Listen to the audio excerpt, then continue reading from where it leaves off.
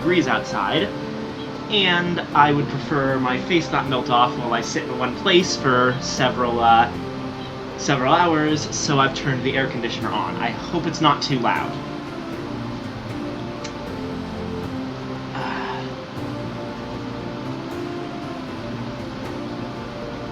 Let's see. Who is here?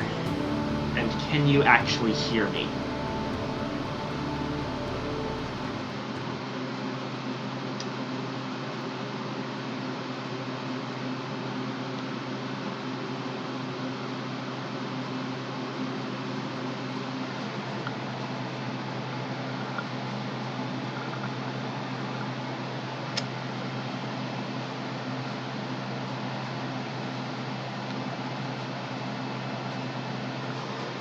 Well, okay.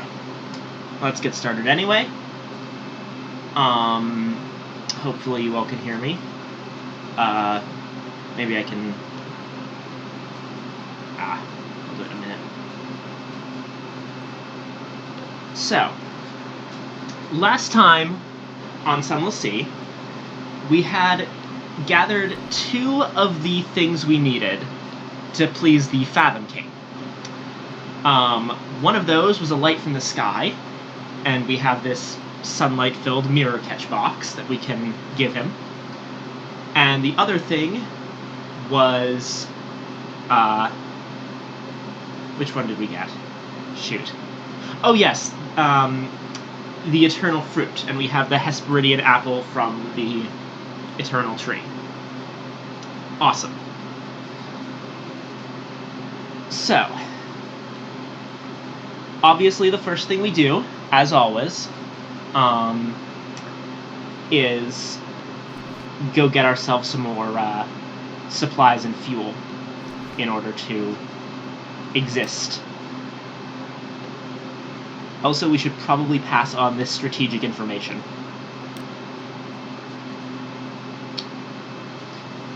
He's hard to read with those glasses, but he reads the summary intently. Satisfactory, he says at last. Eminently satisfactory, actually. Good work. Take this for your trouble. The clerk will see you paid.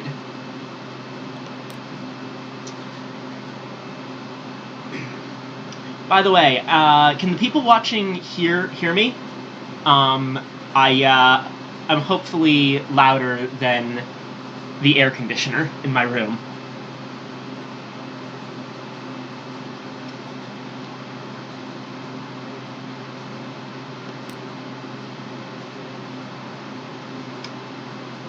Oh, right. Okay. Port reports. We, of course, have our port reports.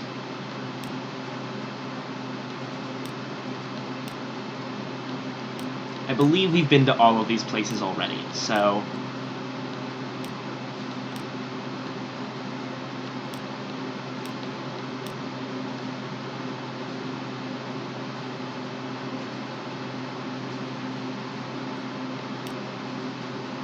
Hey, Dreamo, quick question. Can you hear me all right?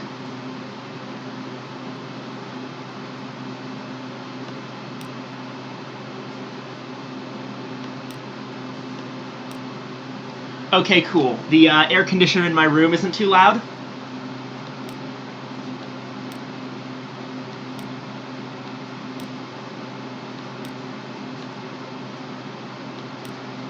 Okay, good. That's what I was worried about, because I don't like a ton of noisy background things in my streams, but also I don't particularly feel like burning to death while streaming Sunless Sea.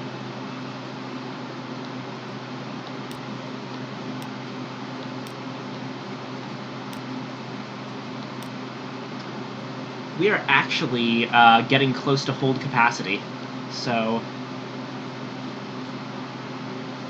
I'm going to actually go ahead and sell some of this fuel.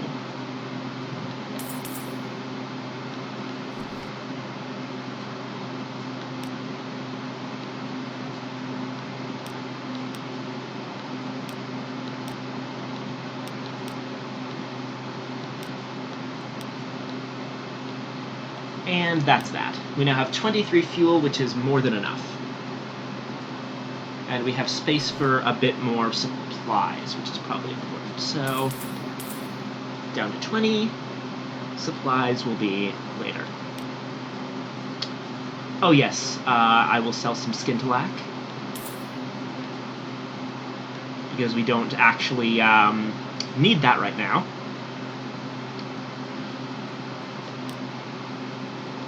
What we do need, however, is to attempt to kill one of our officers.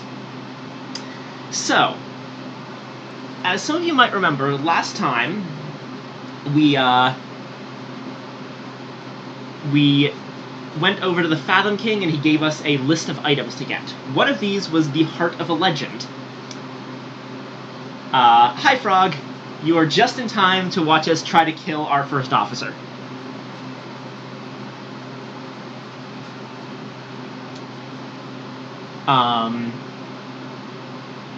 So, most of the things that give you the Heart of a Legend are things such as Mount Nomad or the Tree of Ages. Generally things that we are not going to be able to kill with our current ship.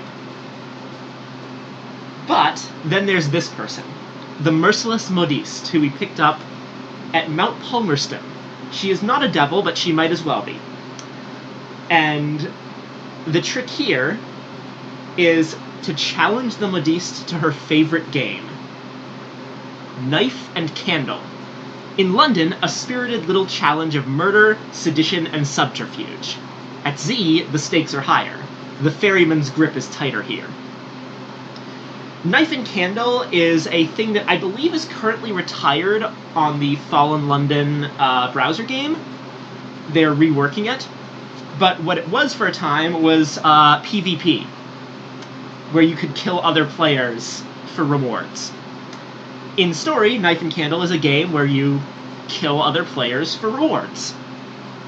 Like, actually kill them with a knife. And a candle, I guess. I don't really know where the candle comes into it.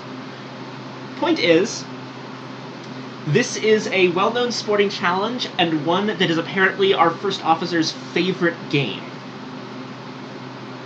Therefore, we will be challenging her to it in an attempt to kill her and take her heart, because she does in fact count as a legend. So, as it says, this will let you wager a secret for a risky chance to boost your veils, up to 125. You may also have other reasons to fight the Modiste. So the actual reason it's like this, Dreamo, is because in London... at sea it's a bit different, but in London, death is a minor inconvenience.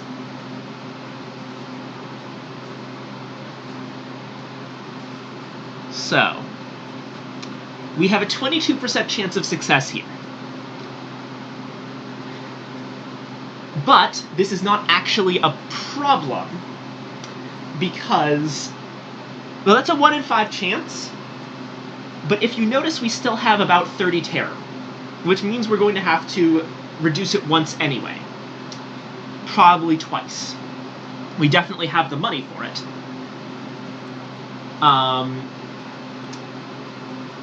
Oh, that sucks business. But, the more important thing is this will give you a wound. Resting at your house, which reduces terror, makes you lose 2 wounds. So, basically, if we fail at each time we fail at this, we gain a wound. We can fail at it twice, then rest, then fail at it another 2 times, then rest again. So, in total, we have 4 shots at this stop to London. So, a 1 in 5 chance, and we get 4 chances. That's actually fairly good odds. So, let's give this a shot. A game of cat and mouse. You smell her perfume just an instant too late. A gloved hand closes over your mouth, stifling your scream as a blade scrapes your bone. Something catches you as you fall to the deck, a softness behind the pain. Your head rests in folds of silk, a cool, tender caress. "Shh," whispers the modiste, cradling your head in her lap, tipping it back. Her knife slices playfully across your throat, just enough to leave its mark. "Sleep, my captain, sleep. We shall play again soon enough, you and I."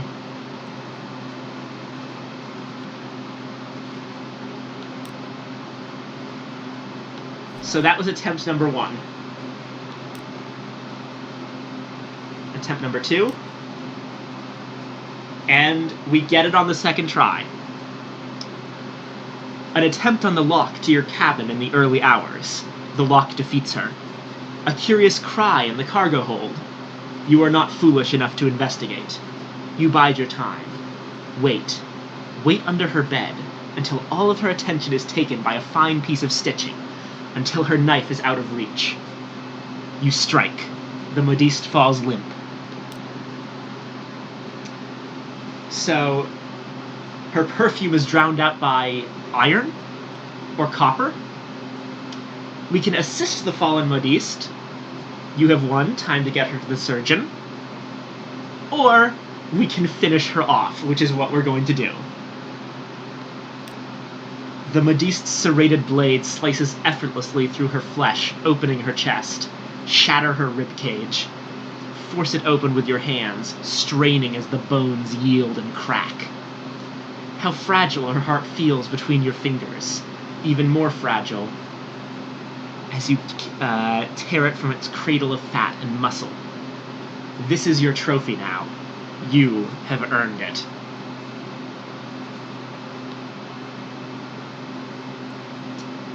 Yeah, ice picks definitely do hurt. Just ask Trotsky. But yeah, so we have just killed our first officer, and in return, we have her heart. Also, we got 10 terror, because I'm guessing the crew probably knows what the fuck happened.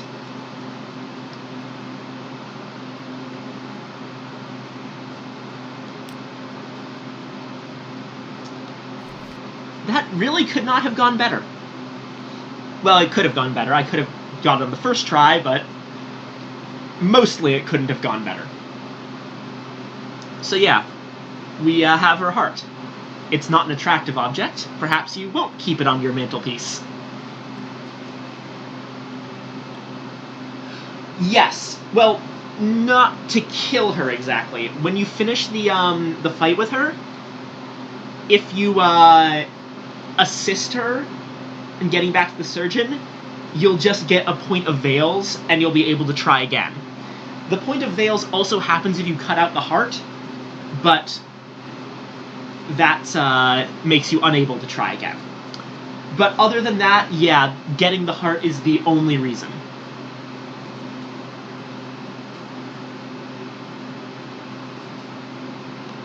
So, now that we do not have that person, let's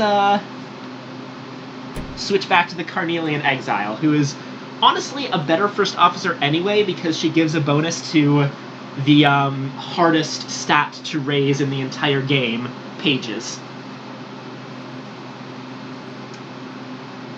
Now, on the other hand, I did make a promise at the beginning of this.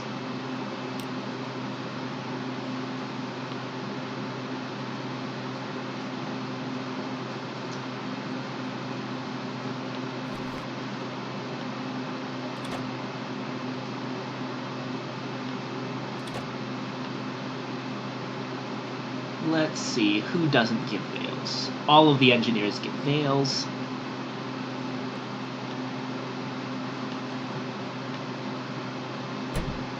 More iron.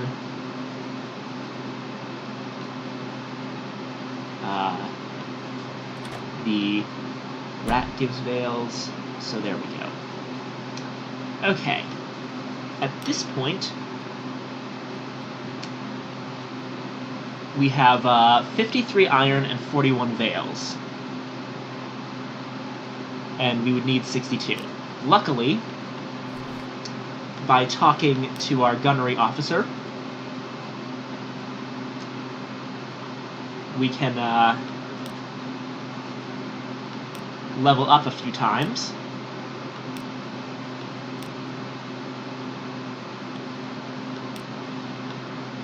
So, normally,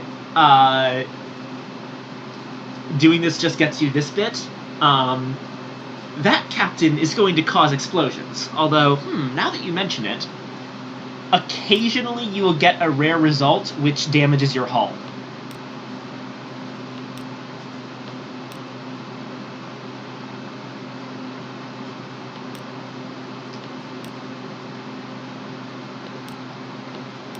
Oh, there it is. A little explosion. Oh my word. We need to... Sorry about that. There, that's out. Only smoke. Look at the... There. All's well that ends well. And in the end, all manner of things shall be well. Now, that explosion actually does gain us more iron, but it also hurts the ship, so don't do it too often. However, by doing that, we have raised our iron enough above our veils that we can do that thing I promised at the very beginning of the playthrough. Proposition the Longshanks gunner. I always liked you, back when we was still on the rooftops. You bear her laughing to the bunk, where you both do your best to stifle the laughter. It wouldn't do to have the crew overhear. An affair with an officer would cause trouble. The gunner is lean, forthright, and energetic. You are exhausted by the time you both drift off to sleep.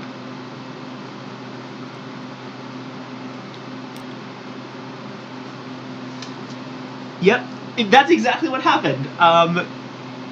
The Longshanks gunner got... like, the explosion was the thing that we needed to, like, push her over the edge of actually, like, agreeing to have an affair.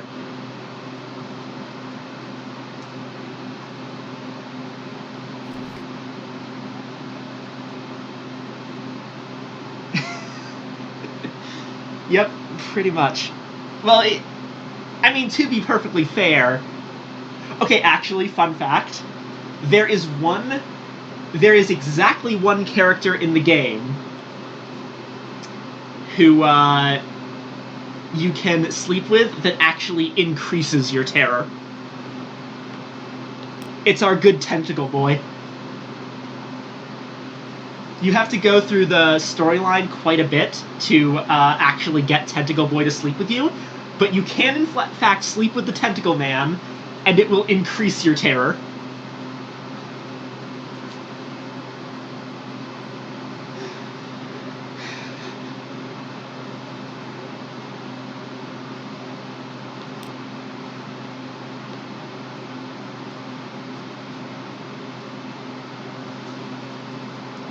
Although, to be perfectly fair, in the text, which I have checked myself, your captain does enjoy it.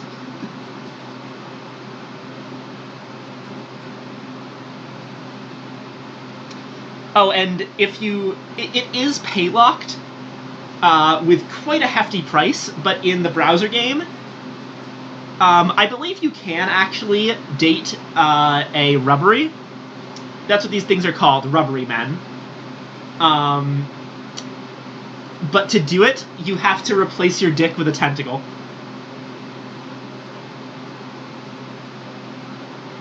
Which, for the record, costs real-life money to do, because Fail Better games are amazing. It's literally just... It's one of the more expensive options in the game. Pay us about $50 to replace your dick with a tentacle.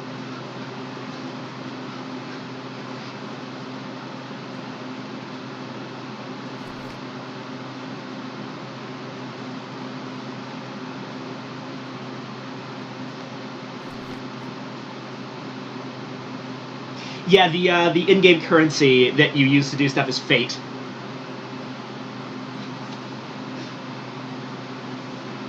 Oh no, there's ways that you can fuck monsters for free in this game. Hell, well, not in this game, but in Fallen London.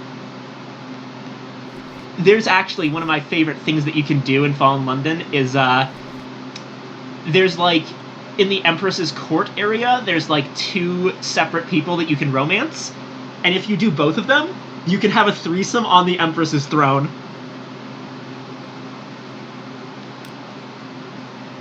Anyway. We've reduced our terror. Oh, this again. That we can share a table. This is essentially the quest chain for getting you a sweetheart back home. The reason I haven't been doing it is because it interferes with sleeping with one of your officers, which I did promise. And also, the only use for it is if you have an heir and you die.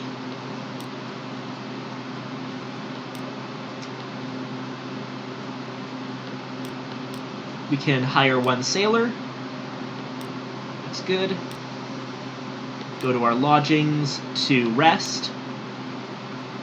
Lose our wounds. We're down to 11. And you know what? Because I can afford it, I'm going to go down to 0 terror.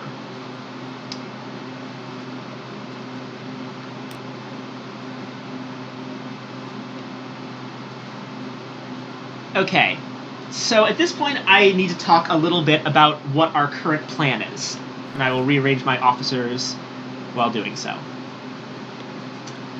For the record, you only need the whole specific stat thing to start an affair with your officers, after which your stats can go anywhere you want. Yeah, losing your sunlight addiction is really important, because if you spend a lot of time trading sunlight,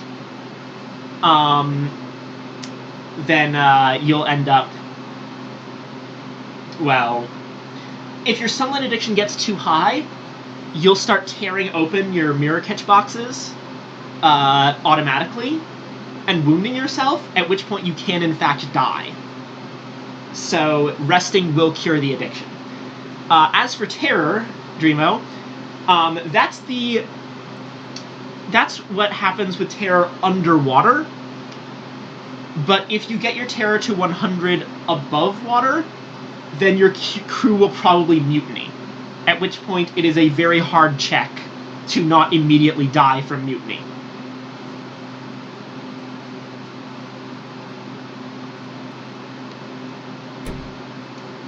Right, tireless mechanic, cannoneer. Yeah, I think this is probably a good setup. Yeah, this looks good.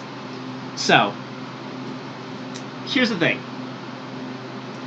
It turns out the plan I was going to go with to finish the Pulse of the Principles storyline to get a willing guest for the Fathom King is harder than I remembered it being, because one of the items you need is a fluke core. And the problem with fluke cores is that you have to kill Lorn flukes to get them. Lorn flukes have 600 health.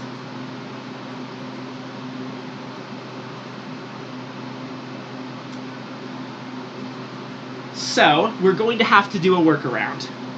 Because no, you don't have to kill... Lornus flukes would actually be easier, but it's like only a 50% chance to get the core. So instead, we will be taking a workaround. The 3 things we have left to do are a willing guest for the Fathom King, a Tale of an Eldest's End, and a Marvel of Science.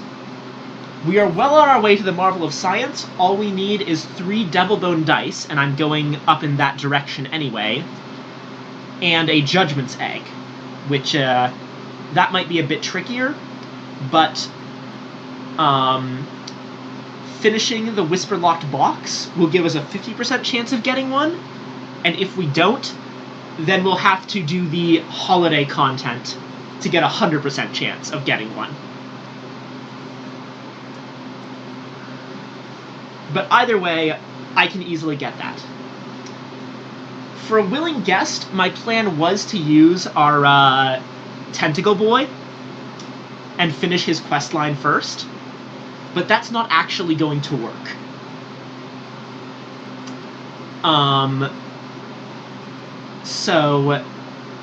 Because we need the Lorn Fleet for that. So instead, we will be getting the other Cook in the game, and going through his questline instead.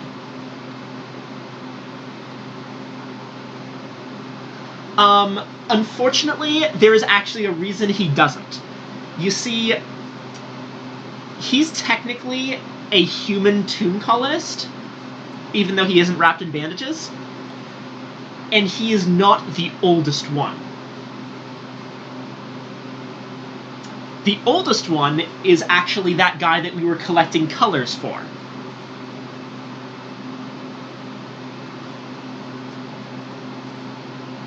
Yeah, he is very, very old, but he's not the oldest. And that's the thing. It has to be an eldest's end. The eldest of its kind. The two options there are finishing Pulse of the Principles to kill the Principles of Coral, that one coral reef, which is technically the oldest Lorn Fluke. Or we can assist in the death of the first curator, who is the oldest tomb colonist. And that's what we will be doing. We still need Aposayan, Cosmogon, Violent, and Vieric. Vieric is super easy, we just have to go a little bit of the way down the Tireless Mechanics storyline. Violent is going to be a bit harder, but we can do it fairly simply with a bit of a treasure hunt. Cosmogon, we just have to keep spreading around mushrooms.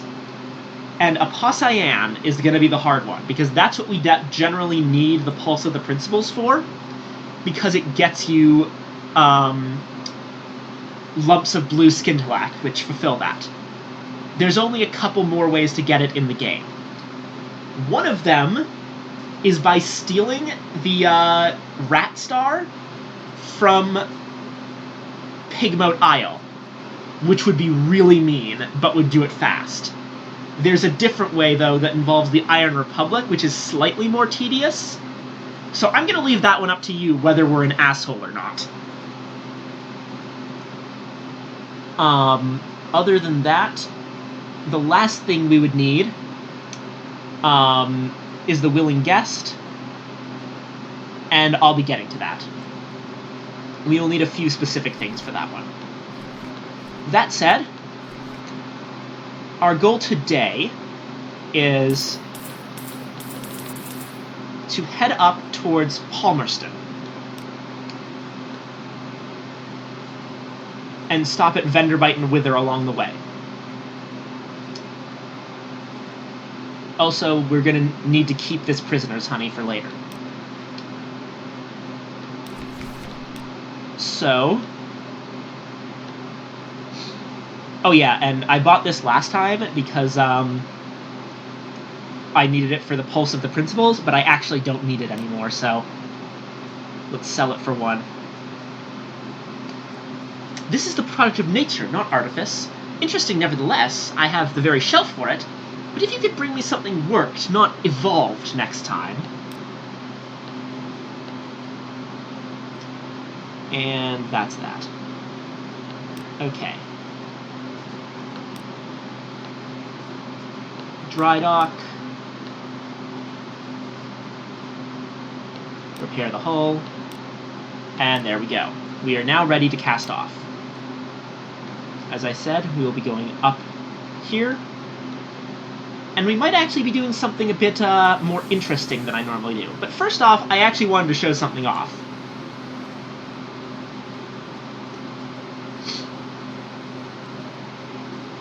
And that is that you can go down here. There's two things to see. The first is the Department of Menace Eradication. And the second is the Echo Bazaar, which are these weird sigil spires over here. This is the thing that's responsible for the current state London is in. And if you notice all the weird tentacles on the bottom of the river, that's also the Echo Bazaar. It extends well under the city. We can't go any further because of this bridge.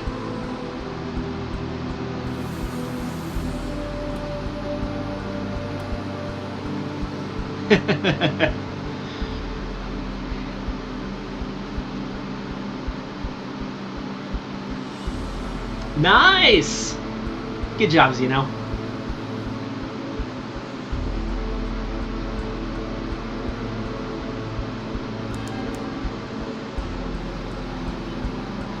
We have our Bad Steven Universe Abyss. Although, actually, I'm going to start checking the abysses more. Oh, we have nightmares just as we dive underwater. How appropriate. I'm going to start checking the abysses more often to see if we can finish the Lady Black storyline.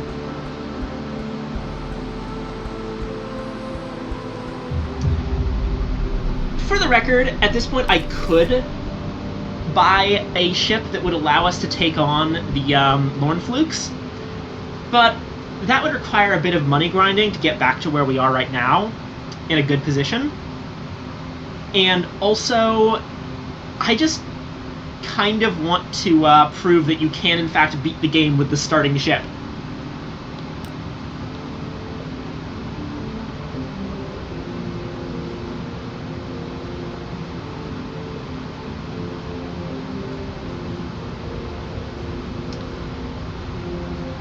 I think this is actually the right one, so I'm going to dive deeper, losing 10 hull, shoot.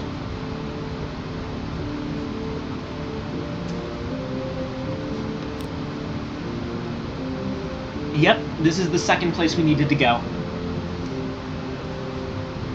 The pale fires bubble from fissures in the walls, refracted by willful currents into hypnotic cascades of light that shiver across the interior of your vessel.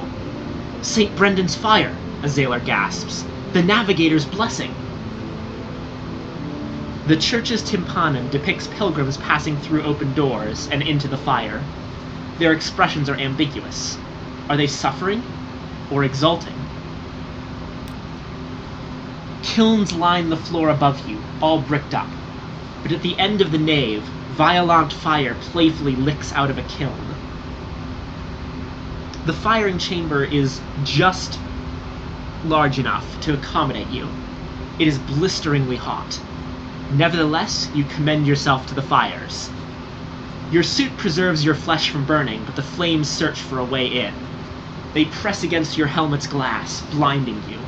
They seep through, searing you. They dance across your face and spread. As the last part of you is engulfed, the flame dies. The kiln goes dark. You swim to your submarine. The Z is not as cold as it was. Are you still what you were? You have purified yourself. The answer is, if you look at these qualities, you'll note that in order to do any of the things, you actually have to have done the one before it. So the answer is you can't do them in the wrong order, but you can dive and damage your hull, only to find the option is not in the right order. So basically, if you do it wrong, you just wasted possible hull points for nothing.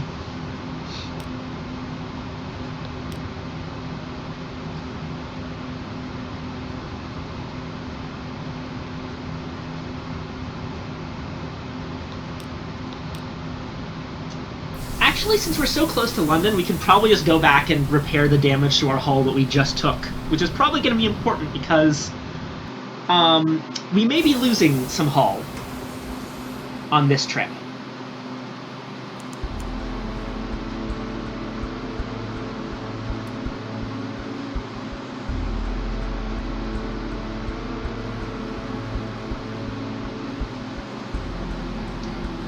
We can also,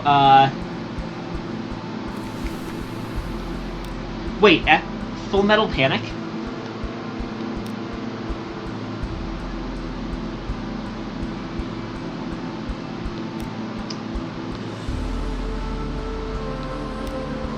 cook.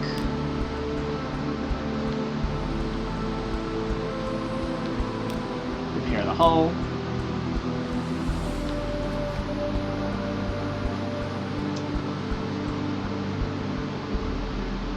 Good. Okay.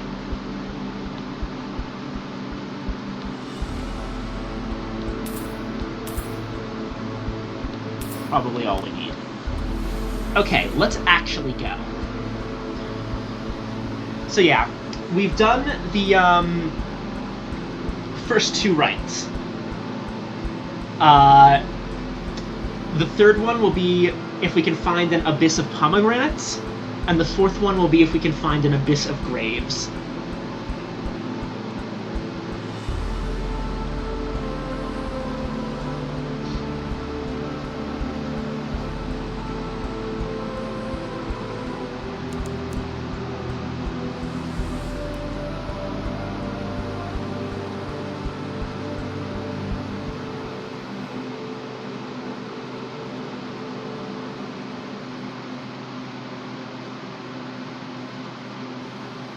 Ugh, bats. And a steam pinnacle. Let's see if I can bully this one.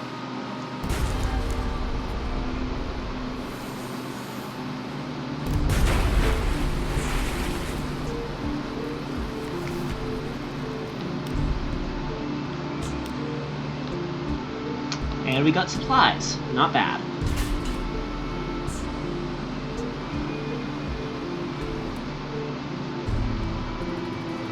Generally, it's easier to fight ships than monsters in this game, because ships don't have a charge attack. And you can get out of the range of their guns. Although there is a way to fairly safely fight monsters if you're fast enough. And each monster has a different, like, speed, so you basically need to know what you can do.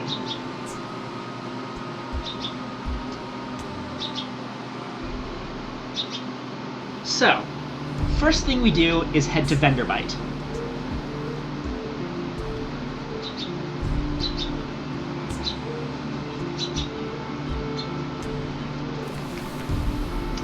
And then immediately go to the Vengeance of Jonah. The bandage Poissonnaire has long wished to travel, but you'll need to outfit the gallery to his exacting standards. So we can pay 300 echoes, which we have easily. Avid enthusiasm. Ah, my captain! The things we will catch, that we will consume, that we will experience! We will discover the seventh sensation, you and I, the taste that one tastes with the heart. You there, sailor!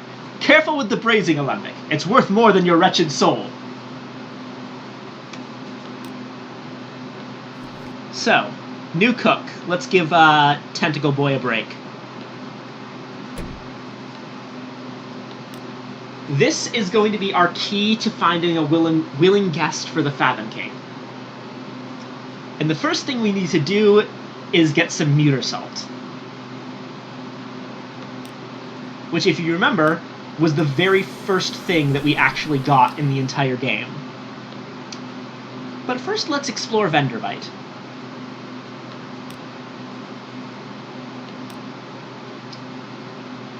Ah. Captain, I'm a good seaman. I'm yours if you'll have me. Will you have me? I'm hungry. I'll work hard. He seems likely enough, if a little ragged and sorrowful. It's usually a bad idea to abandon a stranger because you can get cursed. There's technically a third option for a cook, but he's hard to get, and he's not much better either. He's one of those guys from the giant rotting turtle. But yes, generally your cook options are a squid in a trench coat or a mummy.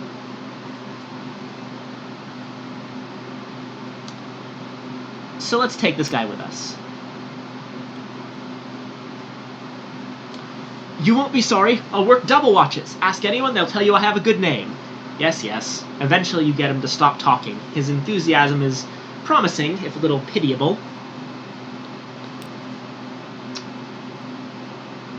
This is the Zailor who came begging to you for a berth. He's done good work, this one, but he's keeping a little shrine to Salt, the nameless god of the horizon, at the back of the hold. You know what? Let's permit this.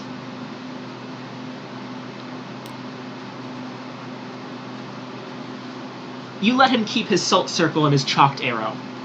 That night, as you stand out on the foredeck, a soft breeze comes out of the east, the salt's direction, tussles your hair, passes. A certain matter has become clear. This is, one of the better options for recruiting a stranger. The other option I know of is that he can turn out to be a snuffer, which is essentially the thing.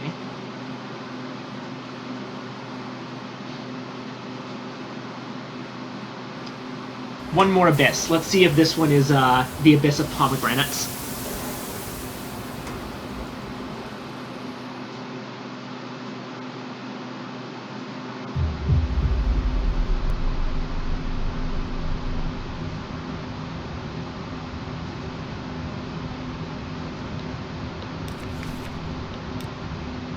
Diving.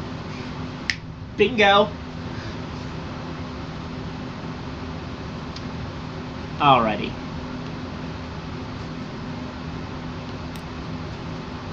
We did lose 10 hull, but whatever.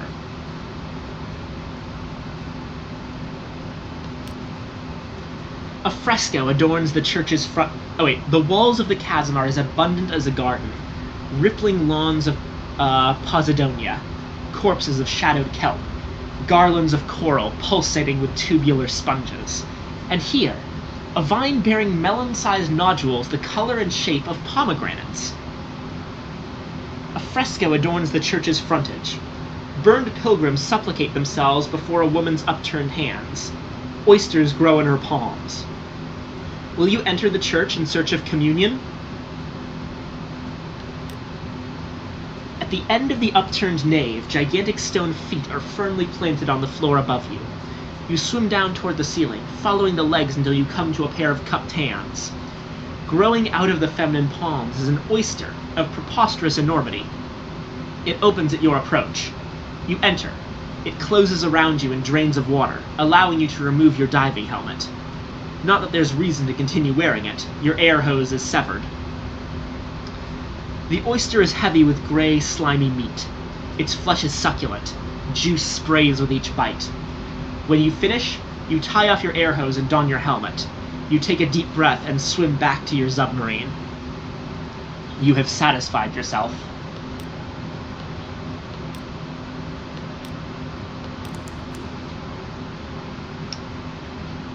Three out of 4 abysses, fellas.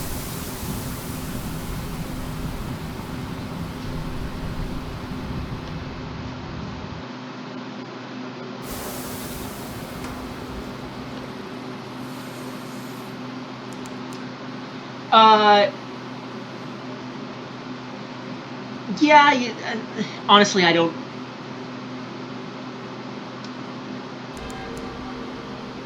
I'm just gonna allow that because, that's, oh yeah, yes, this is exactly what I wanted. Okay, so this thing up here, this is a lifeberg. And to continue, we're probably gonna have to kill one. This is a 400 HP enemy, but it's mostly just a damage sponge. If we just keep retreating,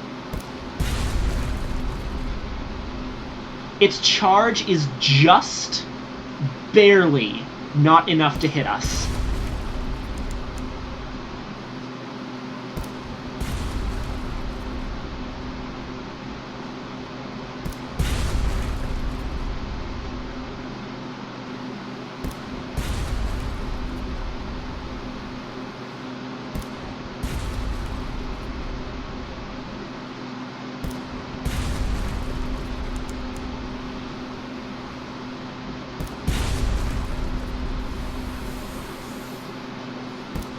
And now it's gotten too far outside of its own range, so it has to go back, which gets us a couple of free hits.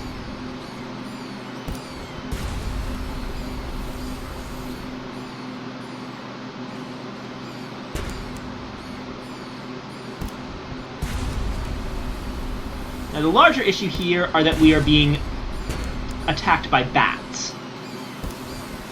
But hopefully...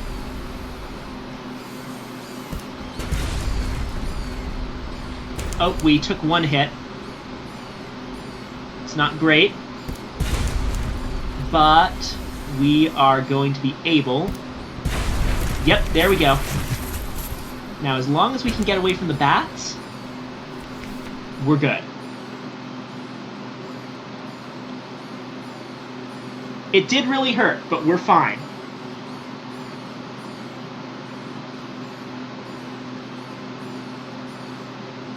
You've destroyed a lifeberg. Take a moment to enjoy your victory, then poke through the fragments. This is what we needed. At least we need 2 hunting trophies. This is one of them. And we have another firkin of prisoner's honey.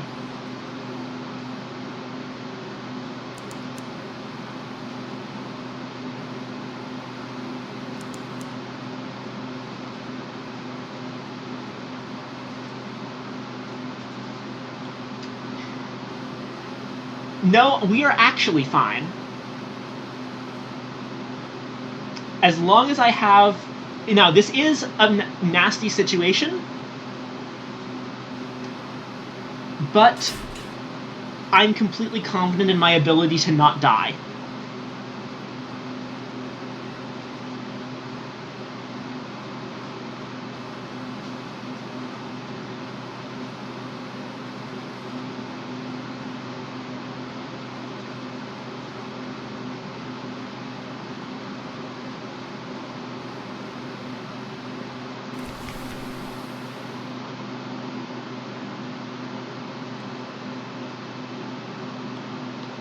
So, Wither. We have our port report.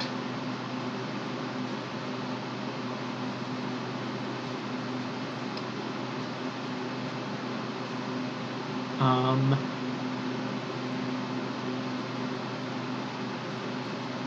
actually not going to spend my something awaits you here because there is a very slim possibility that some random event I don't know about can reduce our hull, which would be bad.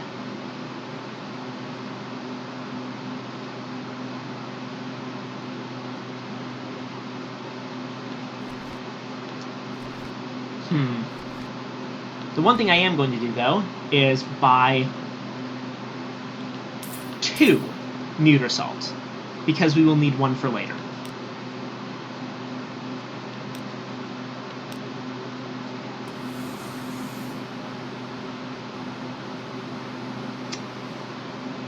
Yeah, if you remember, thank Xeno for the name of the Funk engine.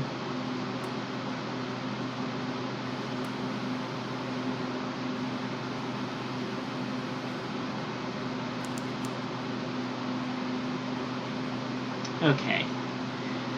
So, this is going to be this particular trip, although this is not the stream, is going to be cut a tiny bit shorter than I anticipated, because I didn't actually plan to get hit by the lifeberg. That was me making an error. Let's give the bats a very wide berth.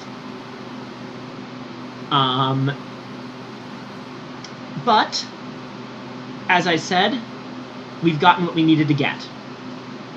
1 hunting trophy, and, yeah, no, hold on. The bats are a bit too... I'm going to do something a bit weird. I'm going to despawn the bats by diving.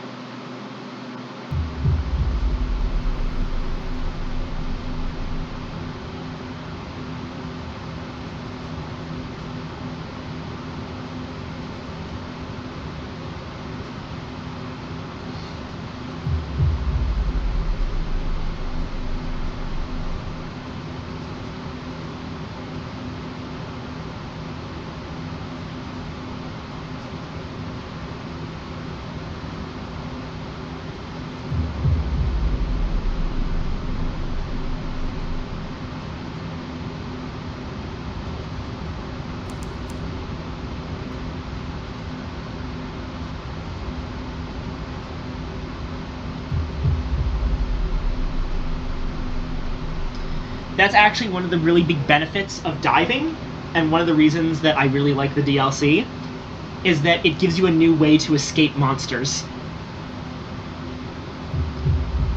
Now, of course, there's other monsters underwater, but... like that.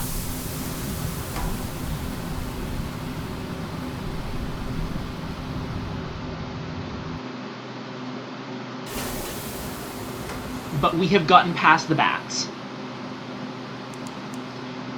Or not. Yeah, I should probably just shut up, because every single time I say something, it immediately happens.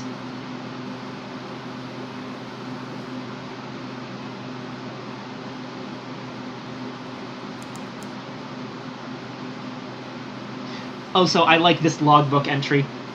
A rock breaks the water like a surfacing Z-beast. No, it's a Z-beast! No, it's a rock.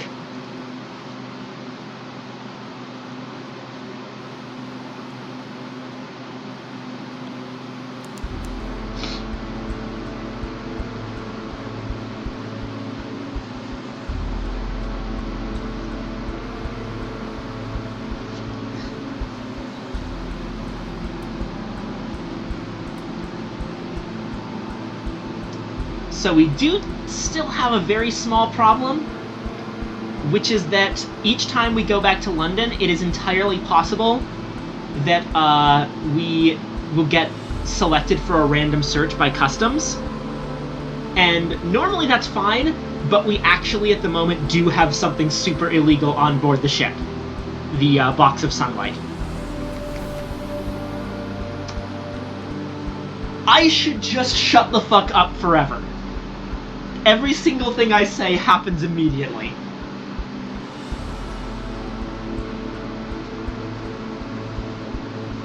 Luckily, we can do this. Talk our way out of the search for 5 Admiralty favors. You hint at secret business. The duty officer snaps a salute and barks an order. You may pass. Okay. Reduce terror. Reduce terror some more. Dry dock. Shipyard. Done. Okay. Like I said, guys, we're fine.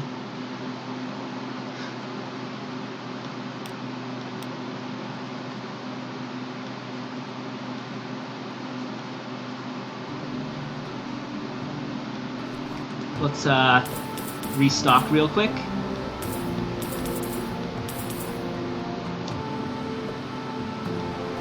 We will also go ahead and turn in the 1 port report we got.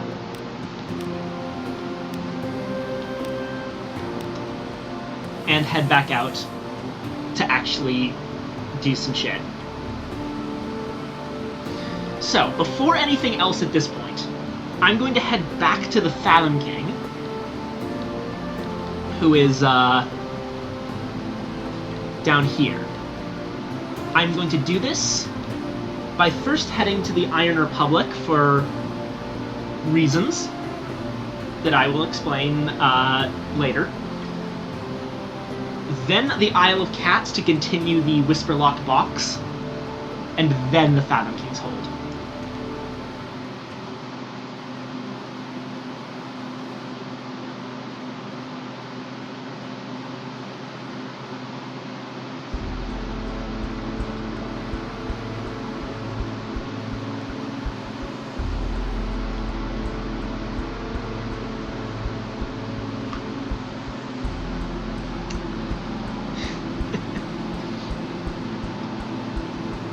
You guys are really hung up on the oyster thing, aren't you?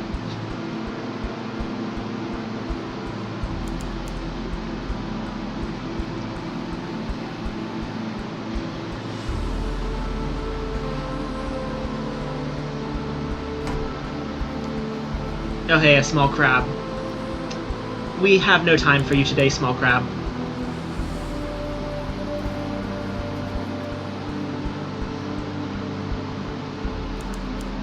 No, romance is not big illegal. Exporting romantic literature is big illegal.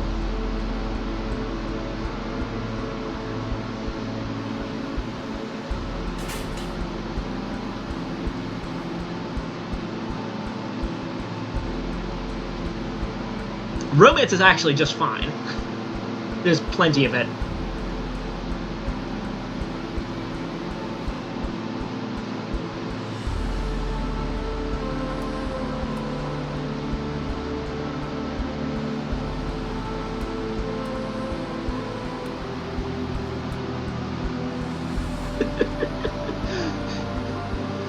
Yeah, I suppose that's fair.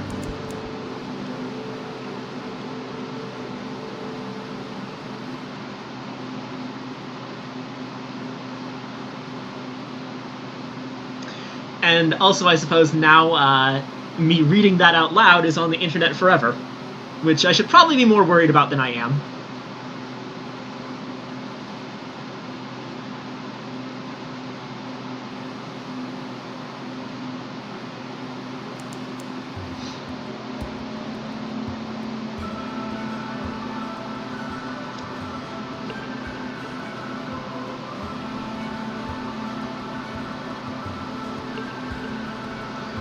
Also, for the record, this whirlpool is called Adam's Doom.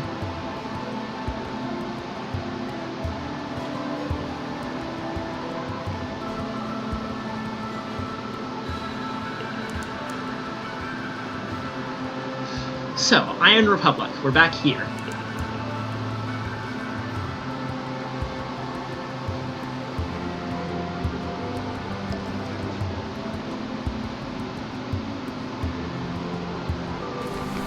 Okay. So...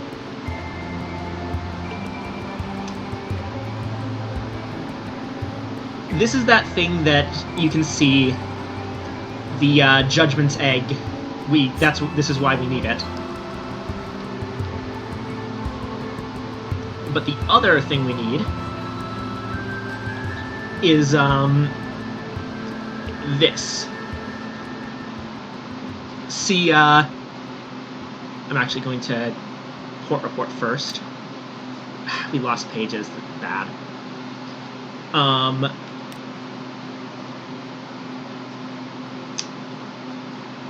So you see the variable Iron Republic days? The way the Iron Republic works is that the shops there change based on what day it is. But the days increase each time you visit a different shop. What we need to do is get the days up to a specific amount.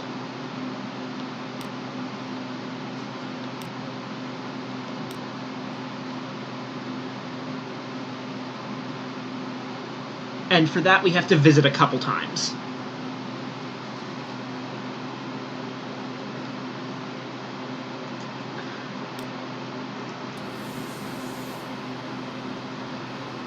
So, anytime I can over the course of this, I will be visiting the Iron Republic in order to get the thing that we need.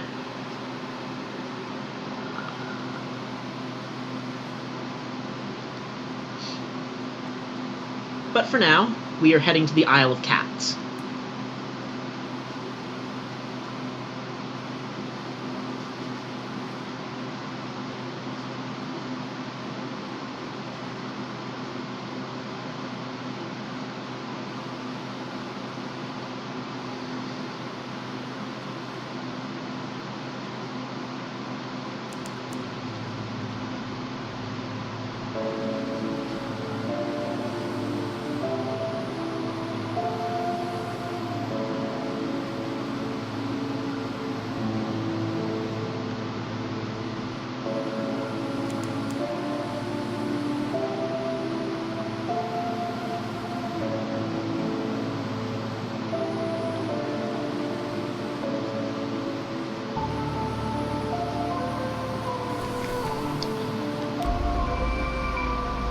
Icery, the King's Claw, enforces the peace on the Isle of Cats, inasmuch as anyone does. They are entertained by your tale of a box. They look it over, tapping thoughtfully at the lock with the claw rings on their right hand. Yes, I think I know who this box belongs to. I will pay you 500 echoes for it. No questions asked. For symmetry's sake, I will make you another offer. Pay me 500 echoes, and I will tell you where she is. They smile.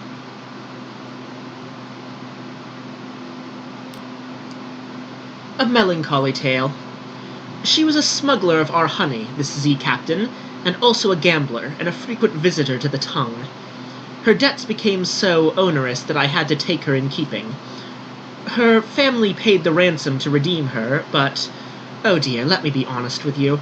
I was a little short of operating funds that month, so I sold her to Zyra for the Garden of Cages. They smile. The bees have been into her who knows how many times. There's nothing left now. She won't remember her name, much less the key phrase. I suppose that's not what you were hoping to hear, is it? I am sorry. At least let me give you the address of her family in London. I do regret I couldn't be of more assistance.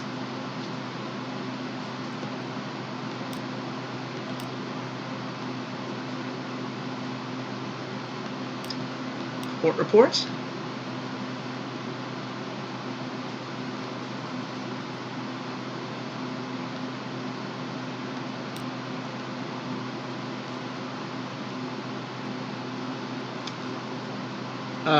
We can also technically increase the Isle of Cats storyline here, but at this point there's not really much of a reason to.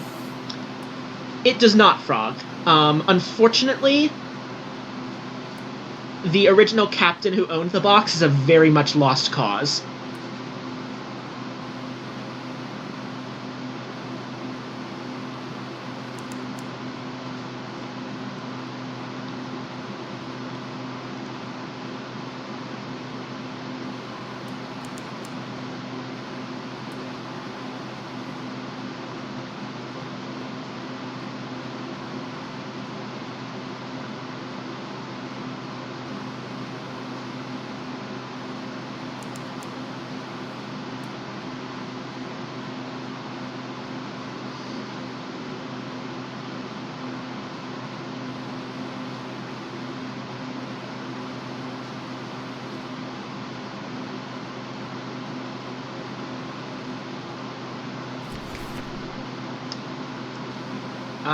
This thing again.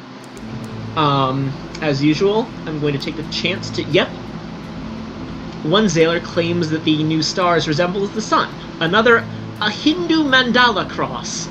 A third suggests the rose window of Shark's Cathedral. This excites mockery. Nevertheless, the reaction is positive.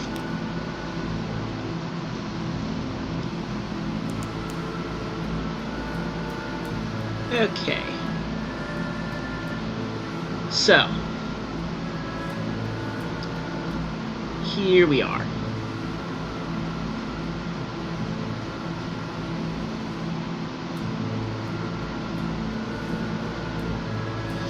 The Fathom King's Hold, and where we will actually get to give him a couple of the things that he wants.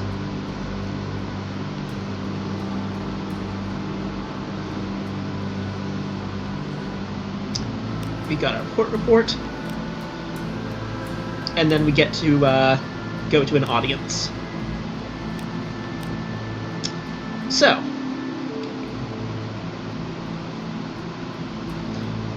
present the merciless Modiste's heart. Your complexity. Here is the heart of a legend. Oh, a pity. She sent so many interesting people here below. But I am a power of my word. She was a legend. Here, place this on your ship's bow, and it will give you strength in battle. His chamberlain gifts you a barbed iron charm and spirits the heart away on a platter. The king purses his lips. Hearts, he muses. I should develop another one. I grow more elaborate by the day.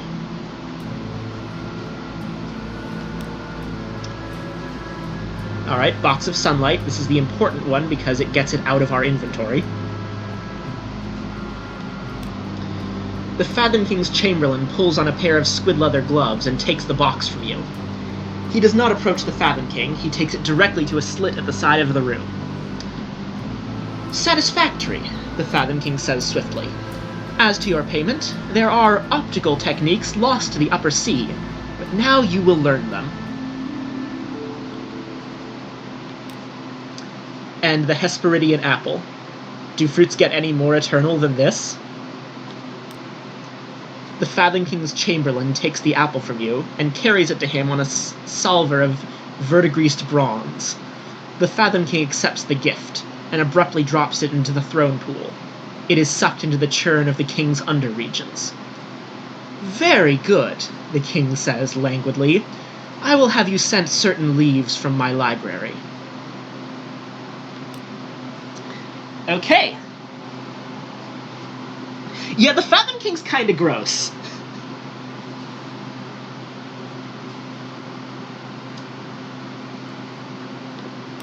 But that's all we can do for now. We will actually still need a box of sunlight for two things, but luckily, both things are do not require us to go back to London with it.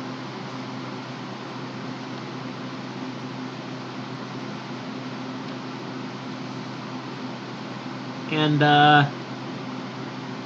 let's check out the Kaganian emissary. Here's a visitor from the Timon clan in a grey robe patterned with leaping fish.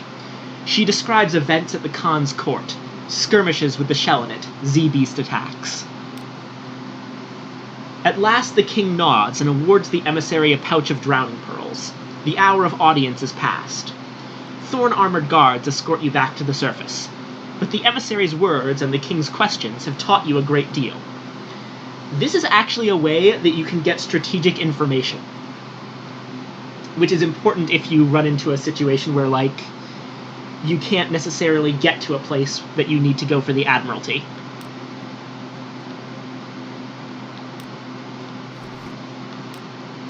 So there we go. We have fulfilled half of the Fathom King's requests. The other half are not going to be nearly as easy. So, now that we're here, I'm going to go up to Polythreme for specific reasons, then to Khan's Shadow. Wait, no. Past the Melting Isles, to the Uttershroom, then up to Polythreme, then Khan's Shadow, then Eastival, then double back to Nuncio, down to the Empire of Hands, and then back.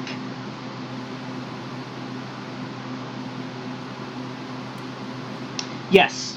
What is it?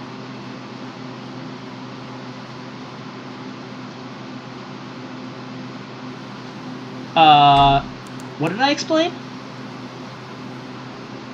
Also, no, I will, I would prefer not to fight the, Halcyon-class corvette.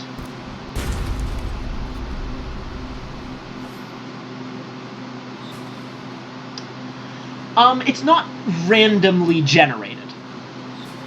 It's, okay, so, let me zoom out again. It's hard to see with the map like this, but each of these ports is on its own, except a couple of ports that have, like, multiples. Each of these ports is on its own specific tile.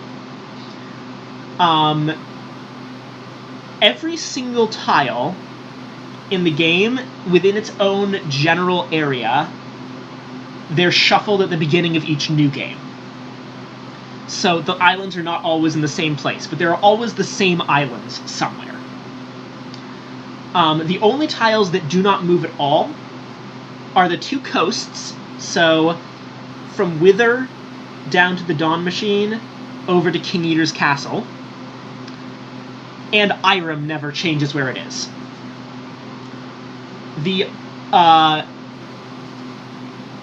north side of the map between this tile and this tile right between Wither and Irem, are those shuffle around in that row, but those are always the furthest north.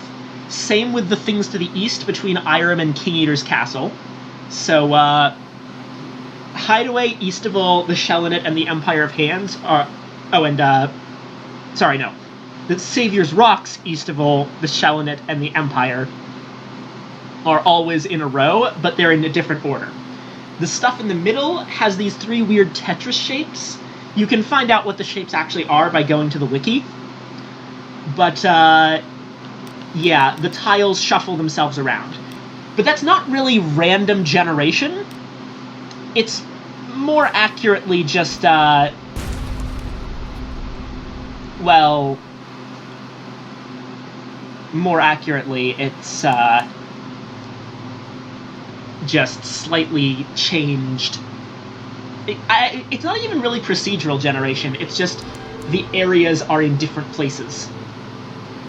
The only truly, like, procedural generation thing is that there's 2 tiles in the game world that are free tiles, and they pull from a gigantic pool of free tiles with no ports on them. And that actually changes every game. One of those tiles is actually special, and as a super secret thing at maybe sometime during this stream, once I'm done with everything else, I will show you something cool that one of the random tiles can be.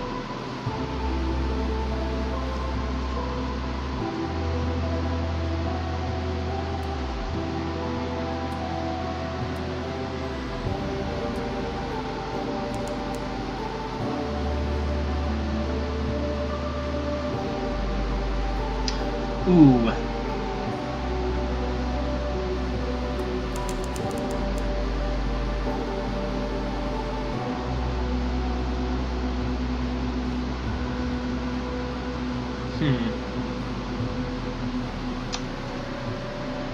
Okay, so here's something.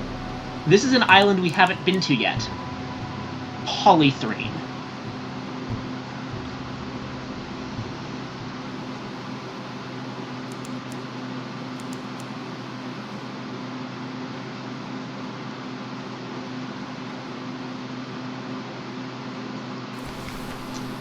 Polythrene. Here is screaming. Taciturn claymen. Evasive clothes colonies walking like humans. Cobbles that groan underfoot. On the hills above, a palace villa of marble. But even that writhes like buried bones in an earthquake. Oh, hi Alice. Good to see you.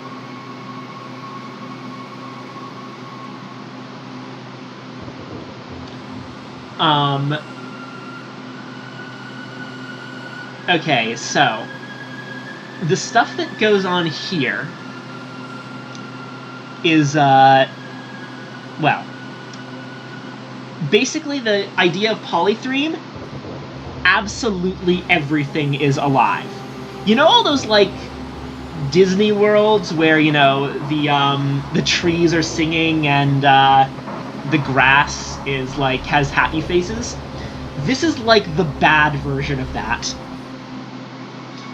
Where they mentioned cobbles that groan underfoot. Imagine how horrifying it is if, like, every time you take a step, the road complains about you stepping on it. Or more accurately, just kind of groans and yells at you.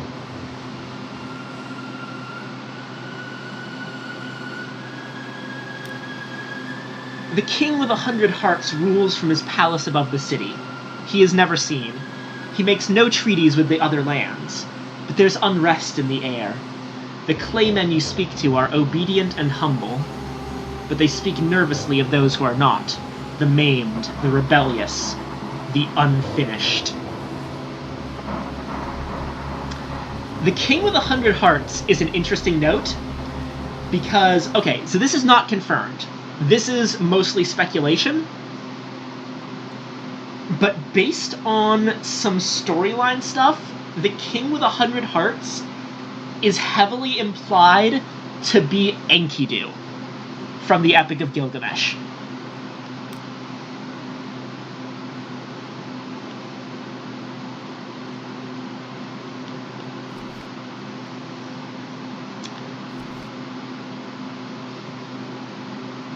So,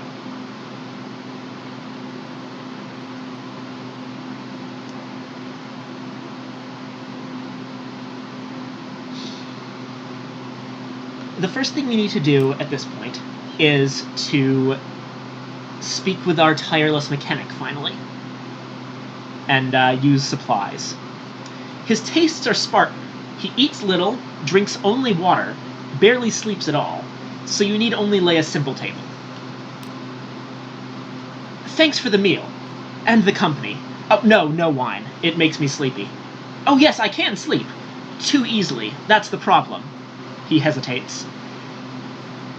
There's a draft I take nightly to substitute for sleep.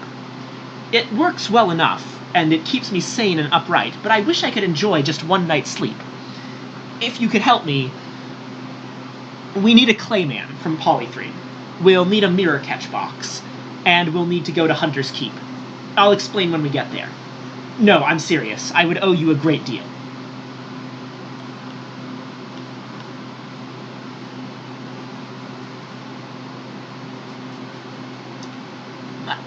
I'm not seeing it, business. He doesn't look all that much like Farquaad.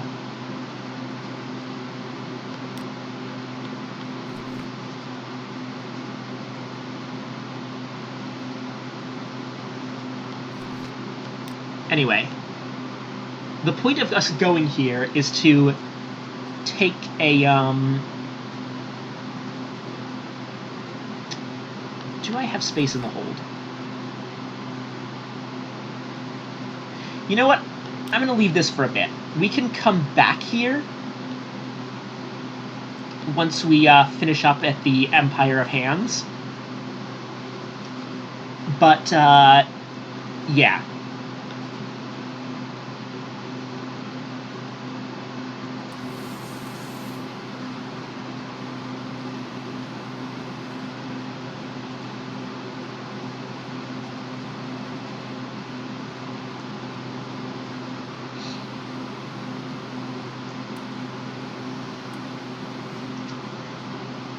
One moment.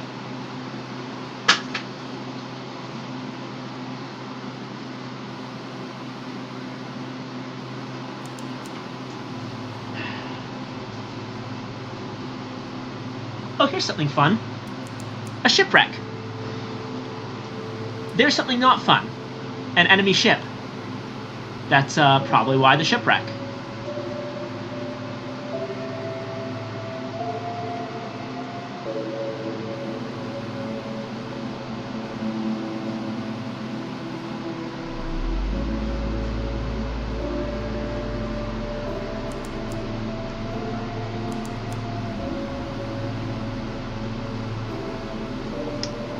Yep, definitely. Shipwrecks, aside from one exception in Savior's Rocks, are mostly just decoration. Specifically, the shipwrecks were, I believe, Kickstarter rewards. You could pay a certain amount of money in order to get a wrecked ship of your choice. Just with the name appear in the game.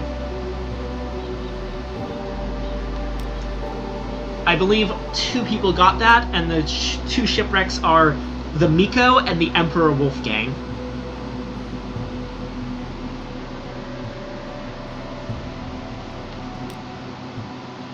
So, Utter Shroom.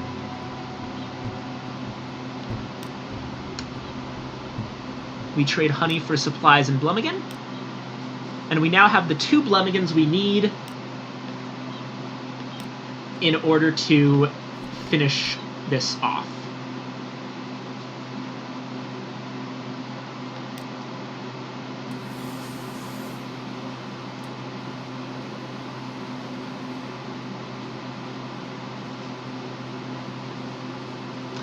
That is normally how you get Blummigans, yes.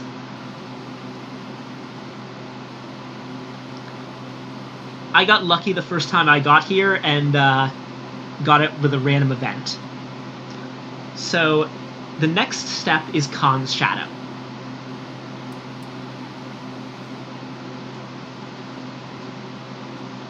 Let's go around that trireme.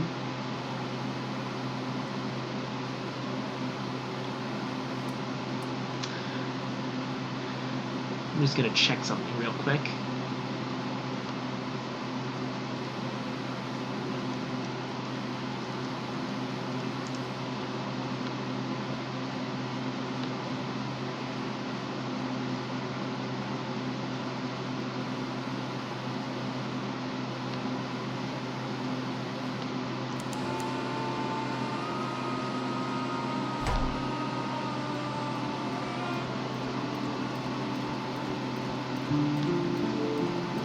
Oh, shoot. Ah, shoot.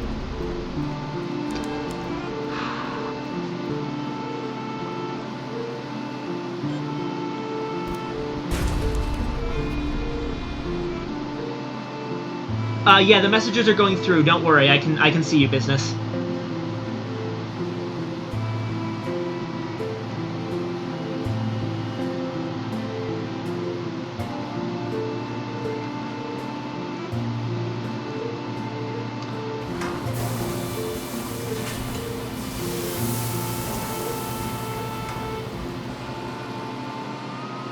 So the reason I'm diving here is because there's one last place that we haven't gone to underwater, and this is a good opportunity.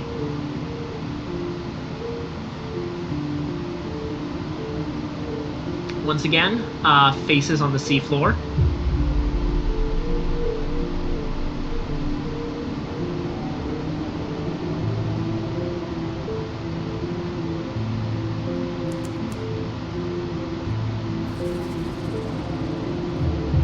Oh shit, oh shit, that's bad.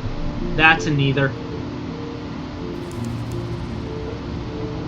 Oh crap, two of them.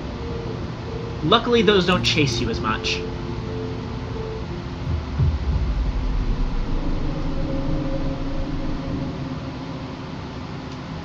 This is Dahat.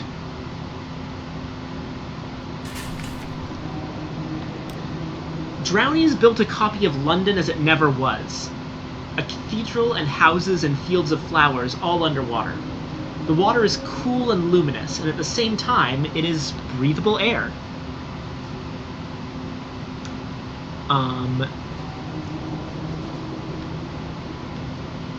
So this place is a bit weird.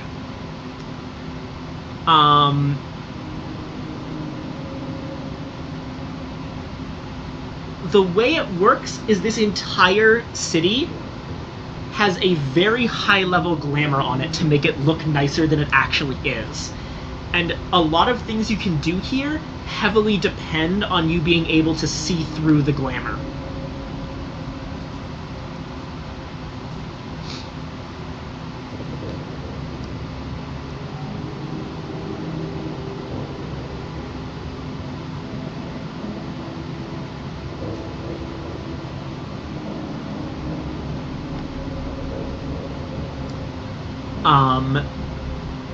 Luckily, this is a place that you can drop off a Blemigan. The Blemigan scampers over the seagrass. Here and there, a little rosebush springs up from its spores, already budding with tiny furled cosmogon flowers. Drownies applaud your impromptu gardening, but a few minutes later, the bushes fade again, not really there at all. So,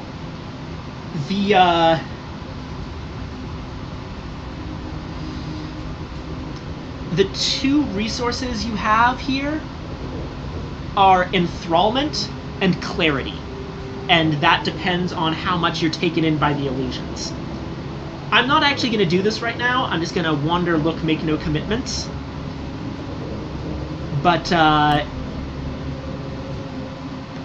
it's a weird place. I still don't fully understand it myself. Luckily, just looking loses you 10 terror for free. Water and air are the same thing here, a betrayal of nature or a truce between opposites. Swim up the side of the cathedral if you like and peer in through its rose windows. You won't be able to make out anything inside. Breathe deep. Fill your lungs with a substance cooler and more cleansing than ordinary air. Walk in the gardens with the fish around your knees. Do not ask questions about the king of this place. Those will go unanswered. No, you can't get anything for the Fathom King from Dahut. It's not a great place, actually. This is essentially Drowny City, whereas the Fathom King's hold is Drowny Kingdom. And yeah, it's not great to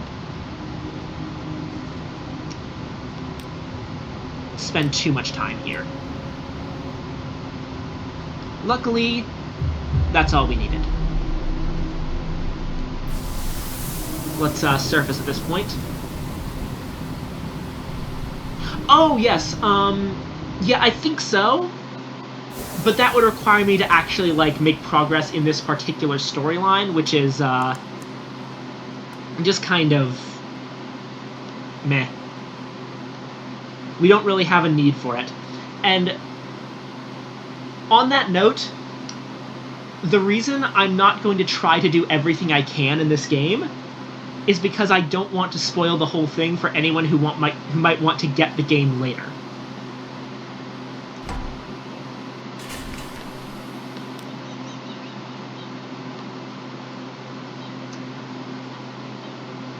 So, we'll get our port report at Godfall.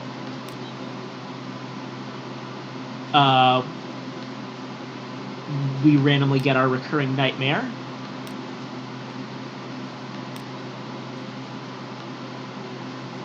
And, most importantly, this is where we can place our last Blemigan.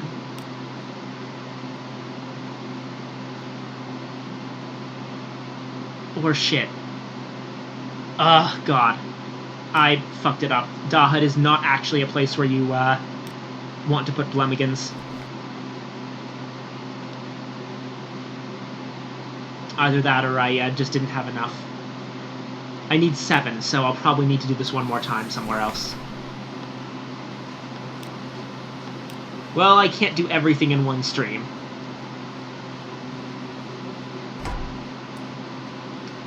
No, no thank you, Alceus-class Corvette.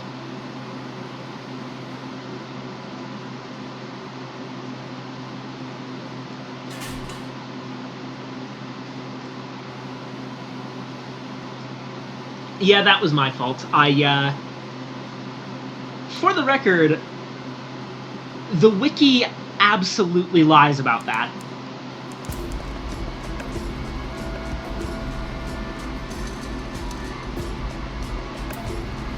Because the wiki claims it does give propagation, but it apparently does not.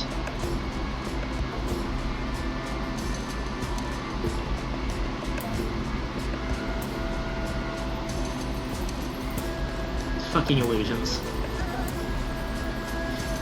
Maybe you have to have enough clarity to do it. Anyway, Khan's Shadow. We have a couple things to do here.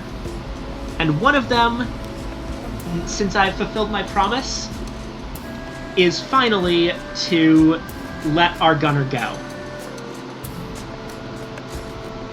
I'm no more good to you, Captain. I got the scent of freedom now, and I'm for the city of broken ships.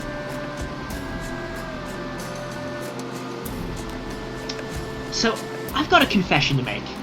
I've been moonlighting in the old trade. Not aboard ship. I never steal from a shipmate, Captain, I swear. She winks. But a port here, a port there. Here's some of my haul. And thanks. She hands you a collection of clinking objects wrapped in cloth, shoulders a bundle, and, whistling, hurdles the rail to land in a rusting coal barge. She's gone. So we got sapphires, drowning pearls, a hunting trophy, and an ambiguous aolith. And we have lost one Longshanks gunner.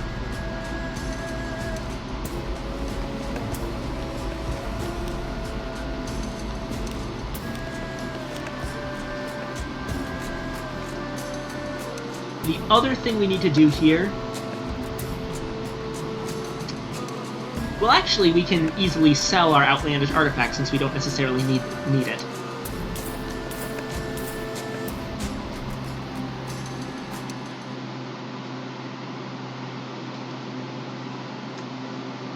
And, you know, I know you guys are sad, but consider this.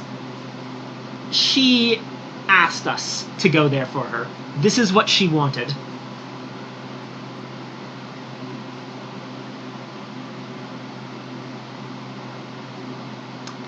We will buy another empty mirror catch box. Touch and go. And,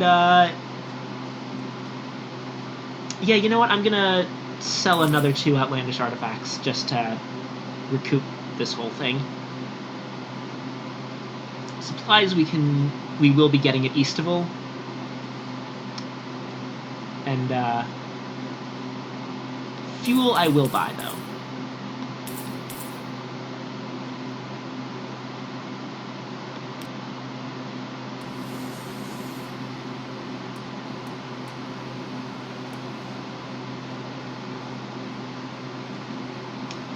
So, Khan's Shadow, check. Next stop, Eastival, both to refill on supplies and sunlight.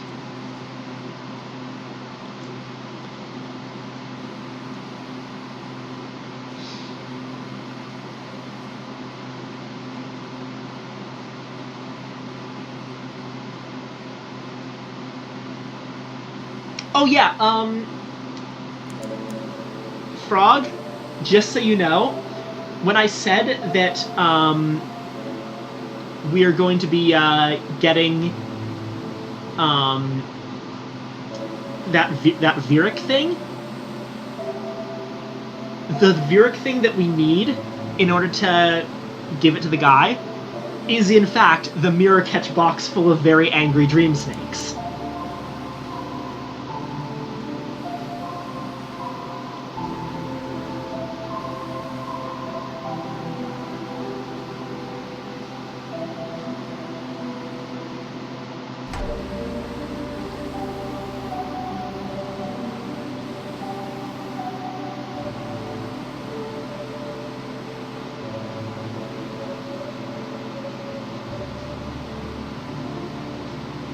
Blow your load and hit the road.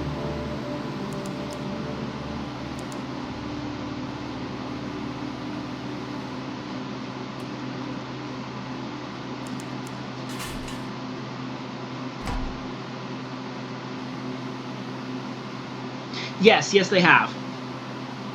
This is because there's actually weapons in the game that do direct crew damage. And if you defeat a ship not by smashing the ship with cannons, but by killing all the crew, you can actually, like, the ship, it doesn't sink and you can get more rewards from it. But the weapons are a bit more expensive.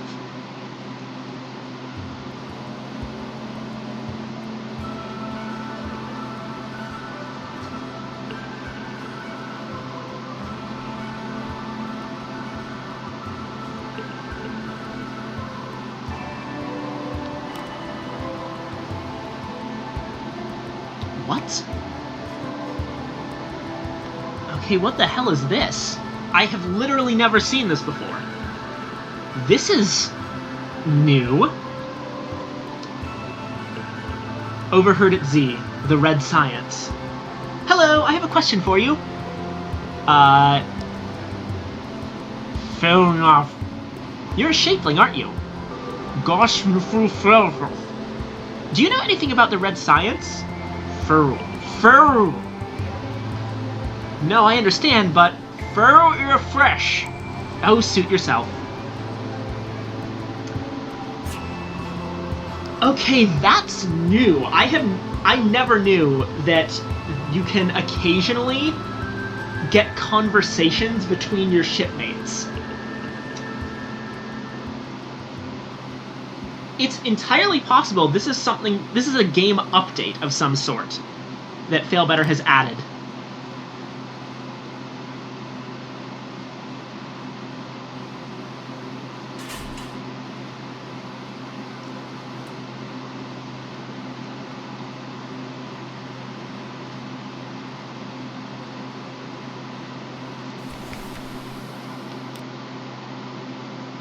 Alright.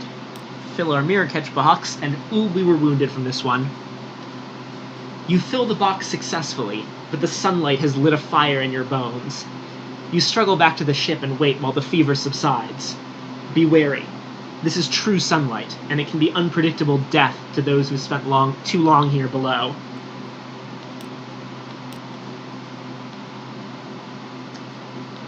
Port report and supply gathering. For the record, we're going to use some of these supplies to repair the ship. I don't normally do this because it's not usually worth it, but in this case, actually I'll head over to Nuncio at the same time. We can spend supplies to repair our hull by 5 per supply.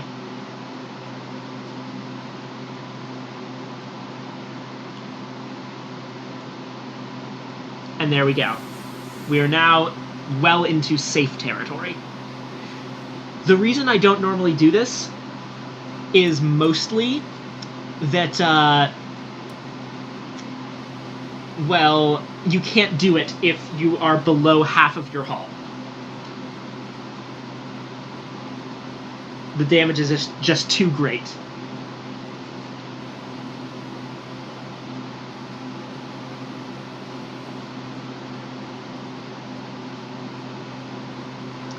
That's spelled with 2 E's, business. Z-E-E.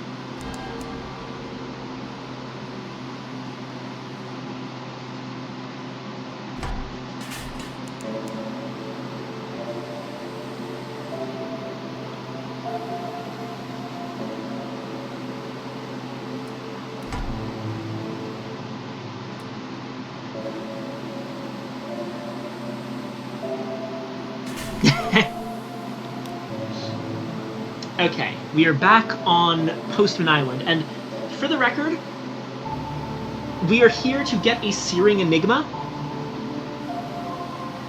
and poetically, we have gotten 2 Searing Enigmas over the course of this game to fulfill the Fathom King's requests, and both of them are on the Kickstarter islands, the ones that fans of the game designed.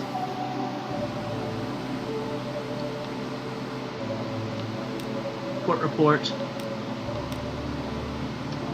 Dead letter office. And, oh, this is important. Offer employment to the postal rat's niece. He asks it as a favor, and she sounds well-trained and eager. The postal rat is grateful and says so at length and in a variety of ways. Only so much work to go around on Nuncio. She keeps asking to assist me here, but as you can see, a gesture at heaps of loose gears and unhooked chains, I hardly require any assistance, and my research is at so delicate a stage. But she's an excellent worker, very bright, like her mother.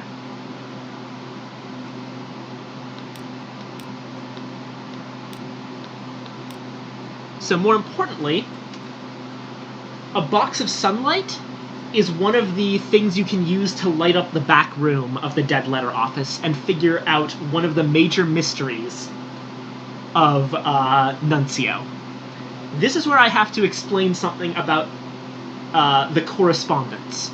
You've probably seen the sigils around in this game. There's quite a few of them. There's some on the Avid Horizon, they're on the surface of the Echo Bazaar, and Mount Nomad and Lornflukes have a ranged attack where they yell sigils at you that deal damage. Correspondence sigils are the language of judgments, also known as stars, also known as the gods of this setting. Judgments, as I said before, are responsible for saying what is and what is not. And since there is no sunlight down here, everything in this underground cavern is not supposed to exist. That is why sunlight is so dangerous. Because it is, well, it's that. The correspondence are laws written in sunlight by the stars that have their... basically, that's what's going on with correspondence sigils. And they are basically laws of the universe. They're physics, how it works in this universe. That said, let's descend with sunlight. At the outset, you ration the sunlight, letting out only a glimmer at a time. The descent is long and slow. Finally, you reach the bottom and throw the box open. The air blazes. The floor is carpeted with shards of clay and stone, a mosaic of tans and reds and glittering obsidian. The ceiling is so far away that you can barely make it out. At the center of this space is a needle of deep black rock, glossy as resin, glittering with ice, inscribed with 3 arcane sigils that hurt to look at. It takes the sunlight's glow and blossoms with it. This is something that once knew that light.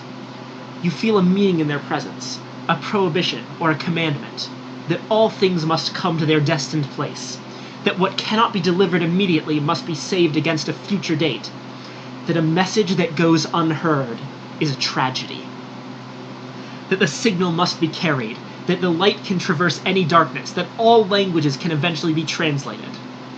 The inscription resolves itself and is known to you. No word lost. The sunlight is spent.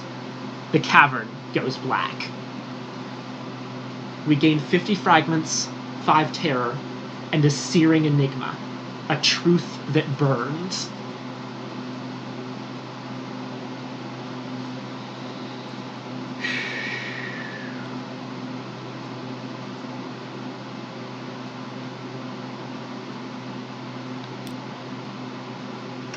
The climb out is slow and takes a long time.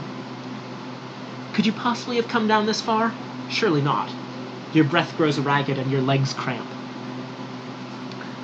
Let's sit a moment. The rest of the spiral will still be there after you've got your breath. You relax against a shelf. It isn't comfortable at all. The edge of a metal box is prodding you between the spine and the shoulder blade, and somewhere off to your right is a sound like hoarse breathing. It doesn't matter. In the dimness you see, or remember, or dream, a silver tree growing in a courtyard. The reverie lasts only a few heartbeats before you're properly awake again. The dead letter office is still here, its machine still working, its baskets still filling with missed invitations and misplaced walls. Shouldn't it have been blasted away, destroyed by the force of what lies beneath? Let's tell the rat. You start to explain, but your language doesn't have the right words to express it. The weight of the delivery commandment. The sacred necessity for every word to reach its destination. And the countless individual miscarriages of meaning from one entity to another, which have occurred throughout history and are still occurring to the detriment of the whole universe. He holds up a paw. Not going to understand it no matter how much you explain, he says. And I'm glad, as if I did understand, I'd be likely to run mad working where and as I do. After a moment he adds, likely you'll forget, at least forget some of it. After all, you never wore the uniform. Then he points out where your hair has singed at the temples, and gives you an ointment he keeps in a drawer.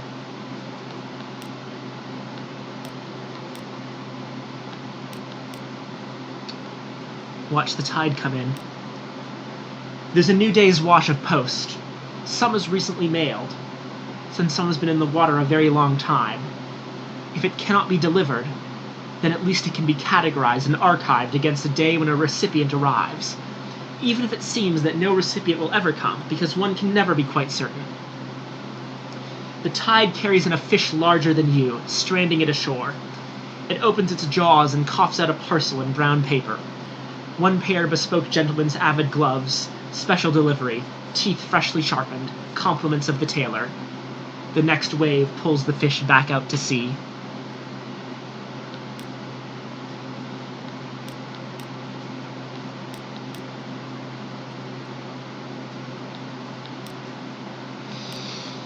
So, we finally understand what's happening in Nuncio.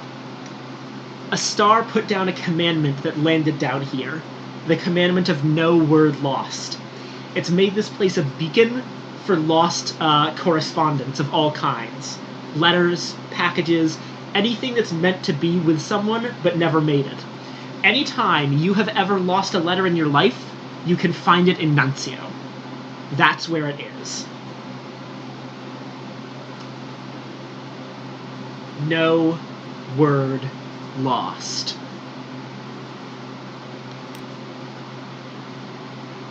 Alright, let's go.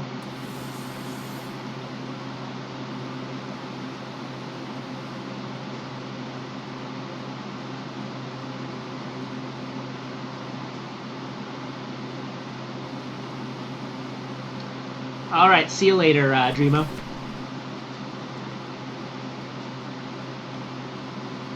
Aha, this is important. Oh, damn.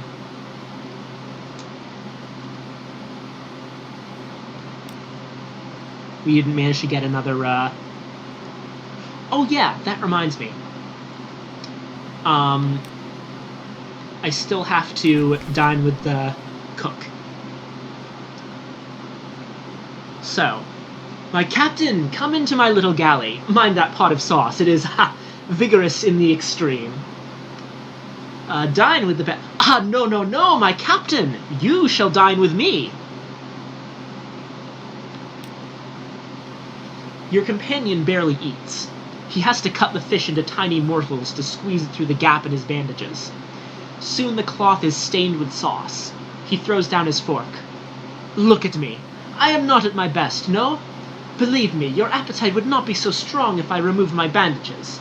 How long before my fingers fail? Or my tongue pickles? He swirls his wine. Captain, a request. I have cooked for barons and bishops, the Khan, the Empress, but there is one for whom I have not cooked, a creature of singular and achromatic tastes. I want to make him marvel. The chef's art is alchemy, and this would be my philosopher's stone, my immortality. Will you aid me? Sure. So, at this point, we have to give him strange catches and live specimens. He will need at least 2 useful ingredients.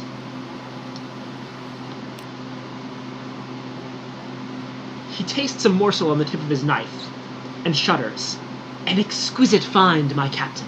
Like a devil's lips, searing, probably fatal, but utterly worth the risk. And our 1 live specimen. Wonderful! The fresher the better. Hold it down a moment. I will need to fetch the larger of my mandolines. Tasting it, he makes a strangled noise. Have you poisoned him? No. Or if so, poison of the finest sort. Like bee stings in sugar. Or honeyed scalpels. Yes, this! Okay. That is 2 useful ingredients. Very good.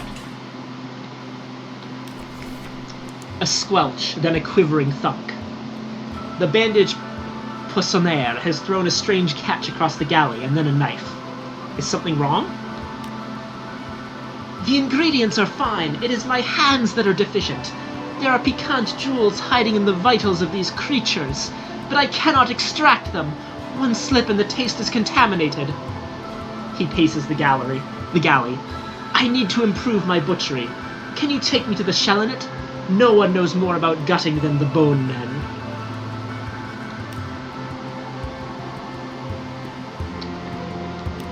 So unfortunately we can't actually take him to the Shelinet just yet, because we would need 1 more hunting trophy, which means we will have to hunt 1 more thing.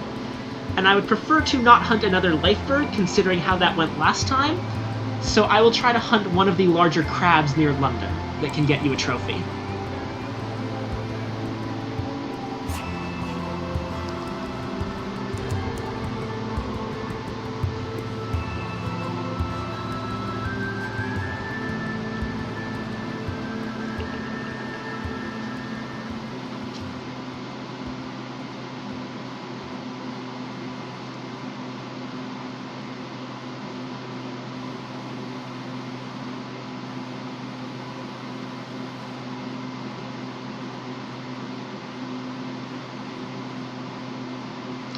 Back to Eastival.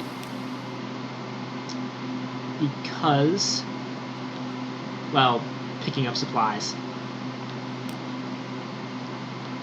Good. 8 of them.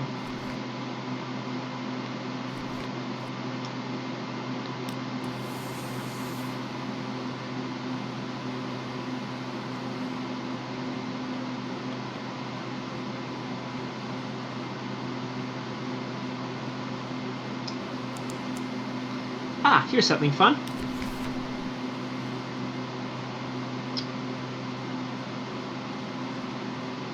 This is that thing that pops up when you get wounds. And I can spend one of the supplies that I just got to heal my wound.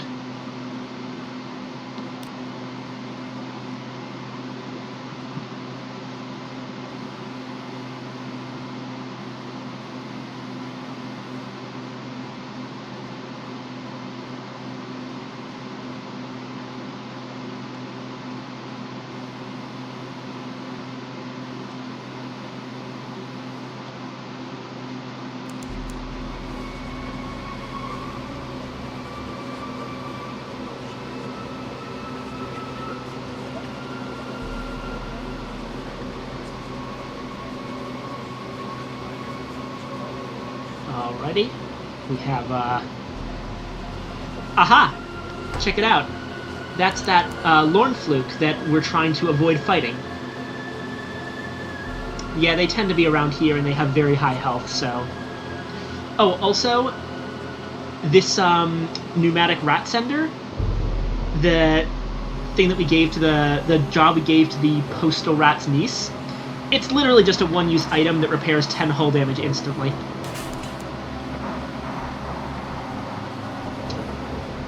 I would hope that doing so will not kill the rat, although I am not sure about this.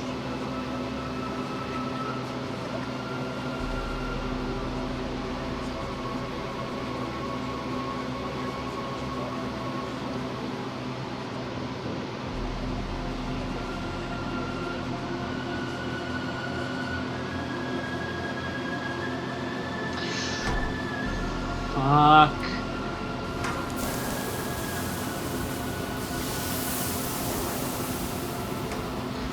Okay, let me actually explain about the pneumatic rat sender, because it's one of the funniest things. Okay, so, the person who, paid on Kickstarter to... Shit, Lornist Fluke.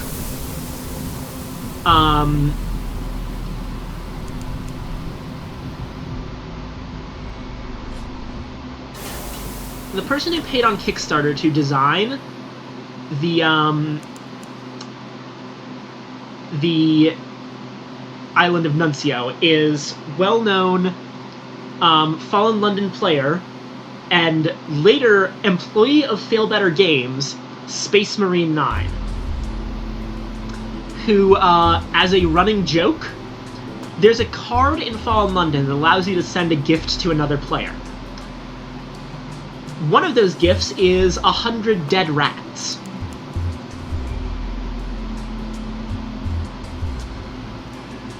Every single time he got that card, he would send the creator of the game and head of Fail Better Games, Alexis Kennedy, 100 dead rats.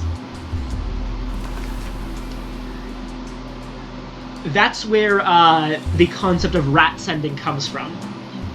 The pneumatic rat sender is a reference to that particular thing. That by the end of it, he had sent poor Alexis Kennedy approximately 50,000 dead rats. If you'll excuse me for a moment, I have to step out for just a couple seconds. I will be back very shortly.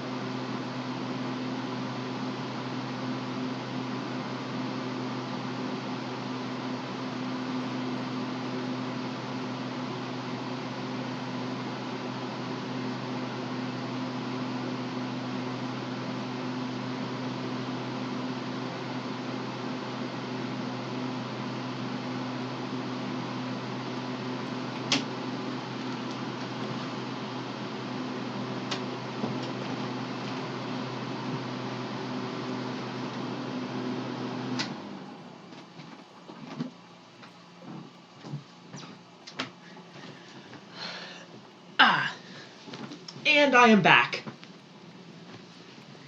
Oh, good to see you, I-483. Okay.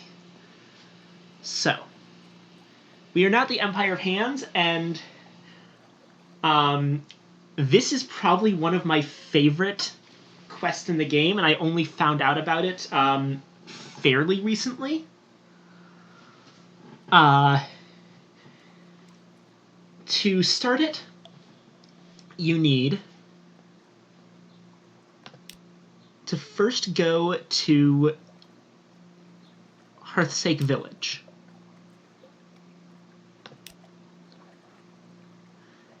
And then head to the Lost Treasure Hunter.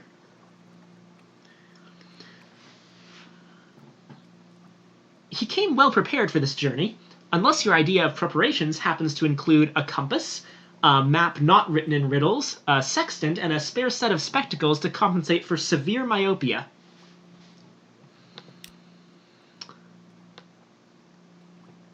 He's actually a source of a whole bunch of things you can get to explore the ancient tomb.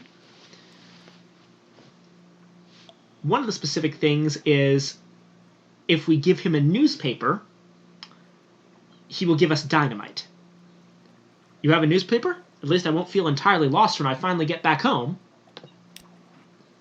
The Lost Treasure Hunter scans the latest headlines. Fascinating, he mutters, and should be most absorbent if needs must. And we now have 3 sticks of dynamite. We can also trade 1 supplies for a foxfire candles, which is important. He breathes with relief. Thank you. Trade supplies for foxfire candles. Don't tell the others, but I still can't bring myself to eat like they do. I pretend, but it's a good thing there's berries. Wouldn't say no to something a bit more. He breathes with relief. Thank you. His nibs can talk your ears off about leaving things on your plate. Not least other people's ears. Okay.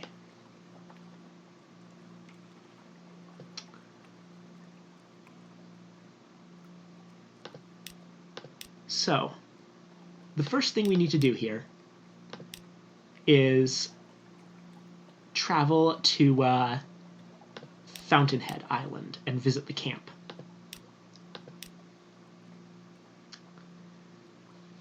So if you remember the delightful adventuress, we are finally prepared to help her make a run on the vault. Oh, it's you, of course. Help me with these blasted maps, would you? The monkeys are quite clueless. She shakes her head. They claim our souls uplift them, but if you ask me, it's just a case of monkey see, monkey do. Can you believe they think that Zeppelin of theirs will let them create a new empire? Wait, you there! Take that out of your mouth this very second! And let's head to the vault.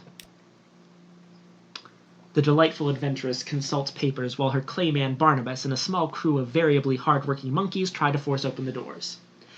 Ah, you're here, she calls. Do pick up a crowbar, there's a dear. Bit of elbow grease should do it. Right, on the count of 3. Muscles, human and primate alike, strain as the delightful adventuress harries everyone along. Finally, with a crack and a screech of triumph and exhaustion, the doors slide open. Inside is just blackness. There! Now, chop chop, everybody! Declares the delightful adventuress, striding into the dark with a personal glim lantern. Behind her, her monkeys collapse to the ground, gasping occasional stolen words and squeals of protest escaping into the air.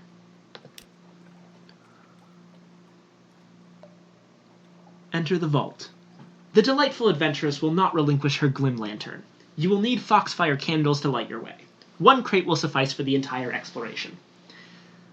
Since we got that from the archaeologist, let's go in.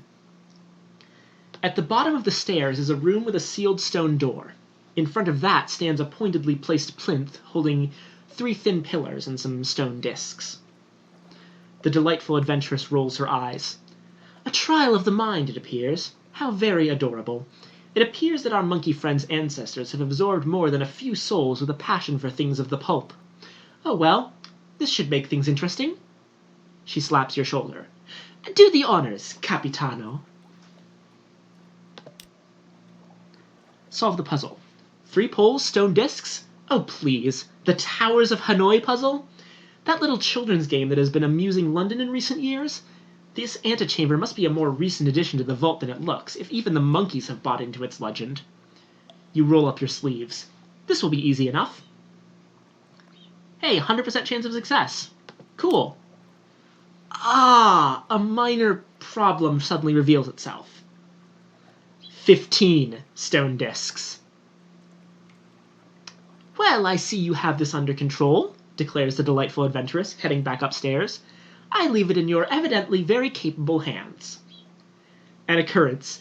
Your Empire of Hands, Towers of Hanoi moves remaining quality is now 32,767. So, yeah. That's what happens when you build Towers of Hanoi with 15 discs instead of 3.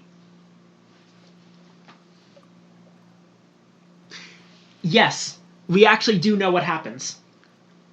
There is even if you manage to get through every single move, the puzzle just clicks and the door doesn't open because the monkeys are bad at engineering and didn't actually manage to hook up the puzzle to the door mechanism. Also, you can't use an auto-clicker because they position a thing so that if you're using an auto-clicker, it'll click appropriately the first, like, I don't know, fucking 15,000 times, and then it gives you an option that the auto-clicker will automatically hit to reset the puzzle.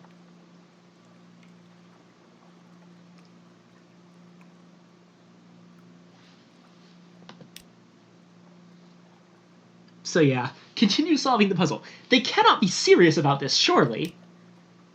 If you keep this up, you should be done just in time to see the 6th city. For the record, I've mentioned this before, but London is the 5th city. It depends on how many cities have been brought down by bats.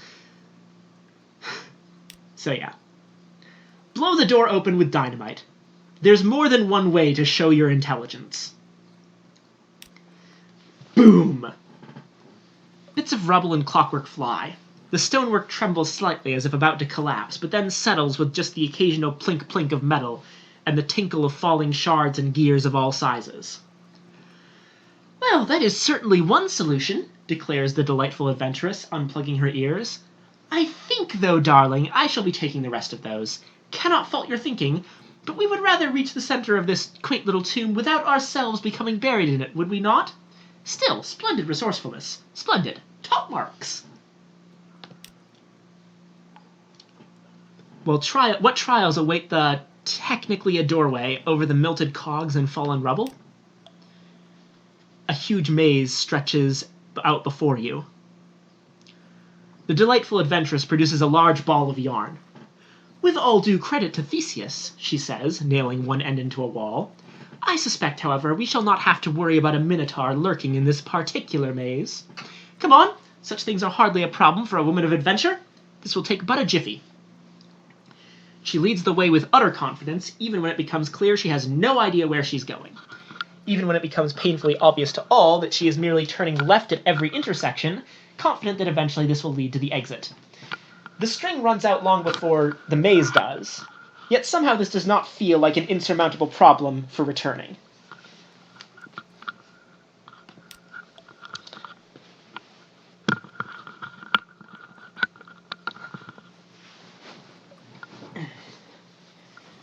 This part of the temple looks distinctly more ancient and more carefully crafted by its architects.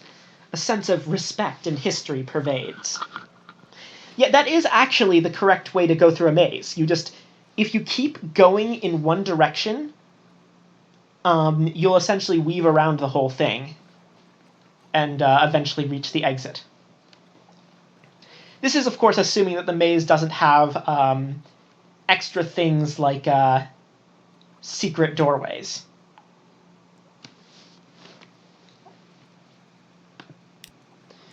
A mosaic floor stands between you and the door. The delightful adventuress catches your arm before you can step onto it. "Oh, sweetie," she sighs, pointing at the walls. Little holes run down both of them, just large enough to see the readied crossbow bolts behind. "Isn't this wonderful?" she says. "I have seen many, many tombs, and most just put something big and heavy in front of the door. Bless their hearts for putting all this effort into something that nobody was ever supposed to see. Anyway, be a dear. I will be outside if you need me." She heads back to check on her camp.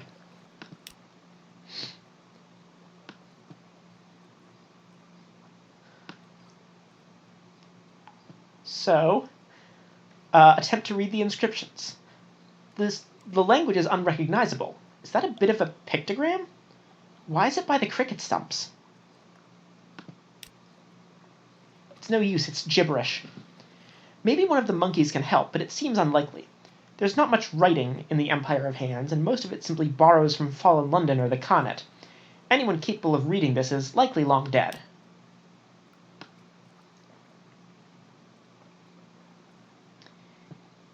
Examine the mosaic floor. Too far to jump. Blast! The monkeys thought of that at least. And it would be difficult to get a ladder down here. It would be very risky to simply guess, but a solution must be around here somewhere. Or an alternative.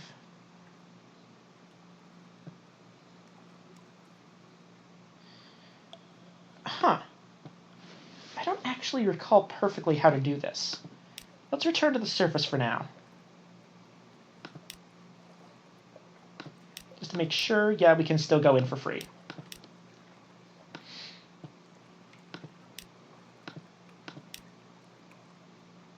Can she think of a way over the mosaic floor? In my experience, darling, such things are built solely by meddling priest types to try to make potential tomb raiders at least bang a little culture into their heads before they get their hands on the loot. Precious little bloody point otherwise. Just wall it up and be done. She bites a nail gently. If only we could read the monkey language, we could work out the correct sequence. Of course, there might be a way to simply bypass the problem entirely. Barnabas, have you any thoughts?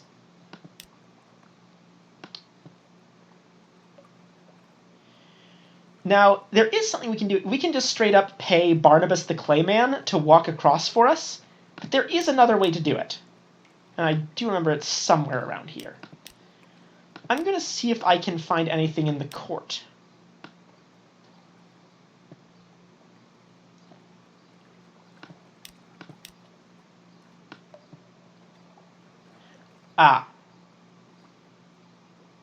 We need to have 30 status in the court in order to do this.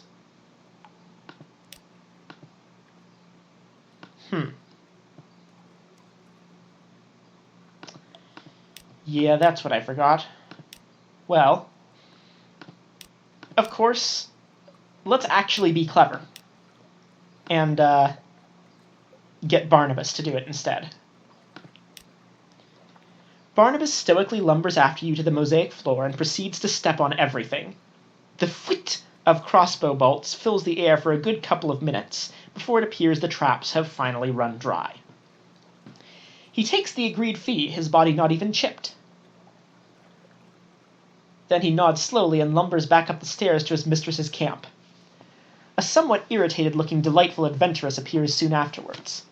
"That fellow cost me a small fortune, you know," she mutters, striding past. "Well, never mind. We press on." A pit of venomous snakes. You see them through the door, thousands of them, in a pit crossable only by a thin beam lit by inconsistent neat light through the hole in the roof.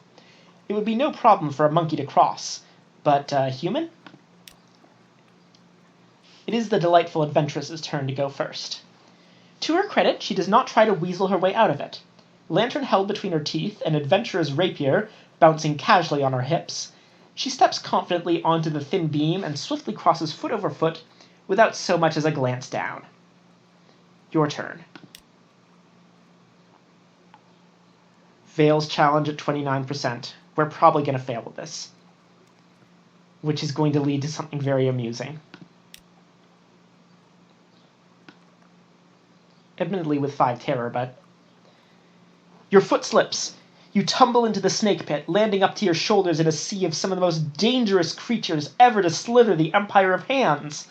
Already you feel their teeth lunging, their venom pounding through your system. No. You feel nothing except the weight, the cold, dry skins of hundreds of dead snakes surrounding you.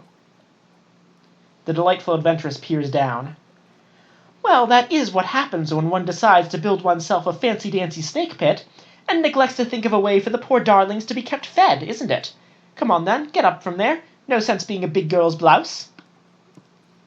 Yeah, the snake pit is...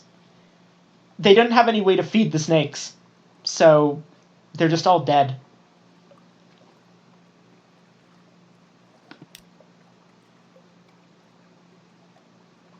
An underground courtyard. Down a flight of steps, the center of the vault. So close, and yet so far. This is very obviously the oldest part of the temple, around which all else has grown over time. Ancient tapestries hung from the walls, decorated with portraits of a single ape, clothed in violet and crowned by the sun. He is the first emperor, the 100-souled founder of the Empire of Hands. His authority reaches across time. Not much to look at, is it? Declares the delightful adventuress. They say they buried the old bugger with all of them, 100 of the finest souls. A hecatomb, if you will. She laughs for a moment at a joke only she and perhaps 3 others in the Neath would appreciate.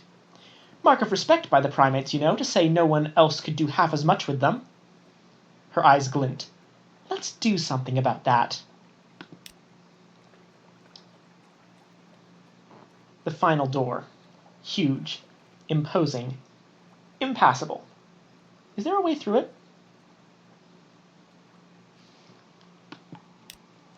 There is no obvious method. There is no handle, and though there is a gap that a crowbar could fit through, the door seems too thick to get any leverage. Scratch marks around the side suggest that more than a few monkeys have tried. Around it are gaping holes where gemstones were once seated. You press a hand to the door, holding a candle to the cracks. Stone, very thick. Even dynamite is unlikely to make much of a dent without bringing the whole temple down around you. There must be a way to open it, though. Why would anyone bother building a door that they never expected anyone to be able to get through? A dusty bowl of glassy red chips. It stands on a plinth in the middle of the room, its contents seemingly untouched by the monkeys who have tried getting through the door. You take a chip. A drop of red honey hangs in the middle, bleeding out through the cracks in the salt. Red honey contains memories. Why would the chips be here?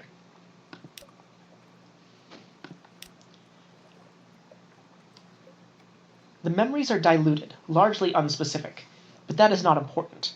What this red honey carries is something far deeper, a connection of souls across centuries, the birth of an empire in which even the lowest could be uplifted, and sparks of greatness itself passed on, magnified, never lost with the passing of flesh. This was the dream of the first emperor, one of unity and evolution, transcendence and glory. His memory was placed here that all could see their true destiny, purpose. Instead, it is as if the emperor himself is receiving a glimpse of the empire his dream became. His tears run uncontrollably down your cheeks. Open the tomb. The memory fades, but something remains. Only one who is as worldly wise as the first emperor hoped his people would be can open this door. So we'll be spending a tale of terror, a Z story, and a memory of distant shores. It seems like such a simple thing now. It is slightly more complicated than simply pushing the door open, but only a little. The first emperor's bones lie in state, surrounded by souls in spheres of blue, green, and silver. The delightful adventuress applauds politely. Oh, very, very fine work, she declares, taking a moment to admire the architecture before turning her attention to the souls. Now, unless my eyes deceive me, there are not 100, not even close. Blasted legends and their exaggeration. This will complicate matters. Oh well, Barnabas, do be a dear and gather those up. And as for you, she adds, drawing a rapier that glistens at the end, kindly remain where you are.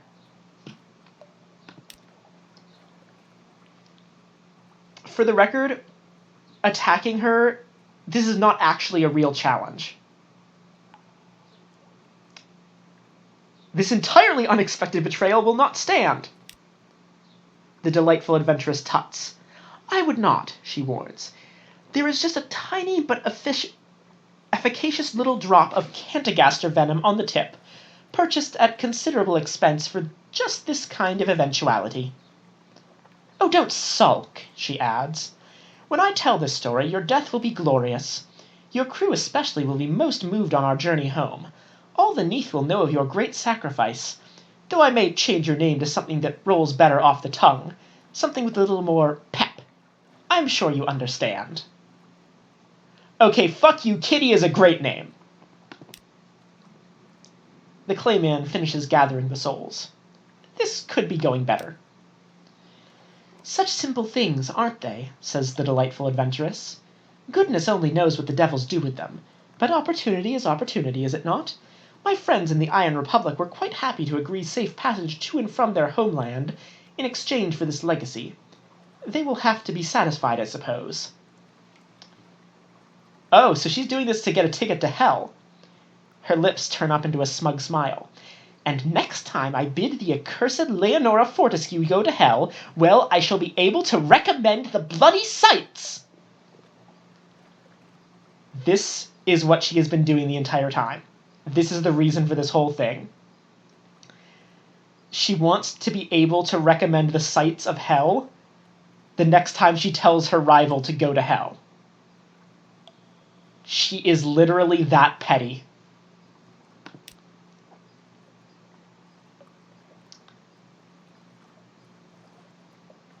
The lost treasure has been found. Oh wait, so a calculated risk. With the bag over her shoulder, she's going to be slower. You just have to avoid that poisoned sword. Do nothing, form a plan later. The monkeys built this tomb by copying stories. The stories always have a way out. Not, however, the door. Well, that's that then, she says, backing out of the vault. Oh, except for one minor detail. Barnabas, I thank you for your loyalty and fine service. As a final courtesy, please do the honors to and ensure our friend here remains buried. It is such a fine resting place, is it not? Such a shame it be wasted on just one ape. The Clayman lurches as she produces one of your confiscated stick of dynamite, lights it, and drops it in the corridor. Before either of you get close, it explodes in a cloud of dirt and rubble that seals the exit. Barnabas has no face. He does, however, most definitely have expressions. The one he wears now is chilling. Yep, he is unfinished. Attempt to dig a way out. She won't get away with this. Barnabas immediately joins you in the excavation. Were he a regular Clayman, he would likely be obeying his last order right now and ending your life for his mistress. Being unfinished, however, he is no mere golem. In her arrogance, the delightful adventuress appears to have forgotten that loyalty is a two-way street. Even with both of you digging, though, it will take far too long to clear the rubble. If the delightful adventuress gets back to your ship with the legacy, she will no doubt persuade the crew to leave without you. Oh, even better! The monkey foundling to the rescue. If any of your crew was going to save you, she slides down a rope into the vault. Captain, she salutes, hanging upside down by your face and grinning. The Empire of Hands used to be her playground, and she couldn't resist a last spin around some old haunts. When she'd heard the dynamite go off in the spooky old temple of the boring dead monkey, somehow she knew she'd find you close by. Helping, grins the monkey foundling, letting you climb her rope to safety. Barnabas remains behind, too heavy. He continues to dig his way out, rock by rock. It appears the delightful adventuress is having problems of her own by the rowboats. A double betrayal. Whatever the once flea-ridden mayor of Port Stanton took from the delightful adventuress's soul, it evidently came with her loose grasp on ethics. He suspected she would try to sneak away without giving him his cut. He was not wrong. Unfortunately for her, he has a small squad of monkeys at his disposal. Unfortunately for him, she has both her rapier and one last stick of dynamite for mutually assured unpleasantness. Well, says the delightful adventuress, seeing you approach, This is an irritating stalemate.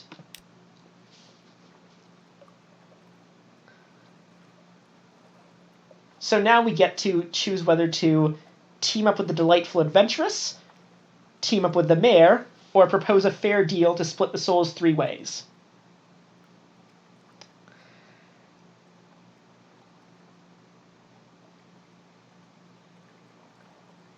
I'm going to go ahead and say, fuck you, delightful adventuress.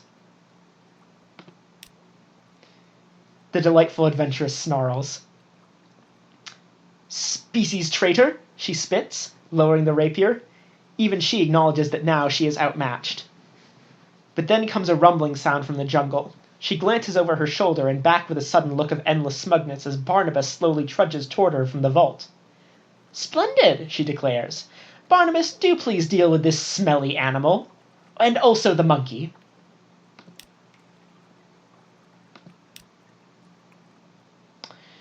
Claymen are obedient. Claymen are loyal. Claymen are reliable. Unfinished claymen can be all of these things too. They can, however, be them by choice rather than nature. They can also hold grudges extremely well. The delightful adventuress shrieks in fury as Barnabas effortlessly picks her up, dangling her upside down by one leg. The obscenities are muffled by her skirts falling over her mouth, but the gist is quite clear. Well then, says the mayor, carefully eyeing up the clay giant's spare arm. Should we talk deals now, perhaps?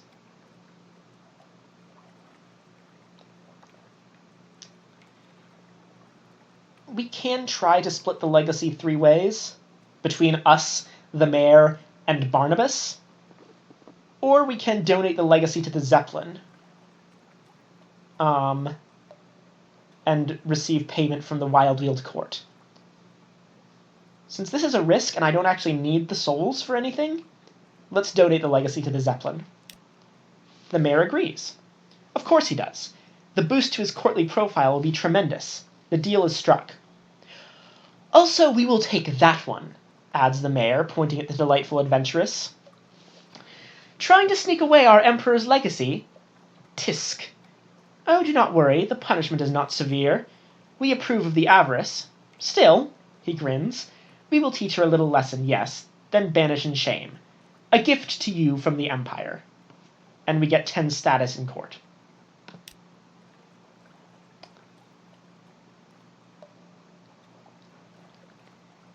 So,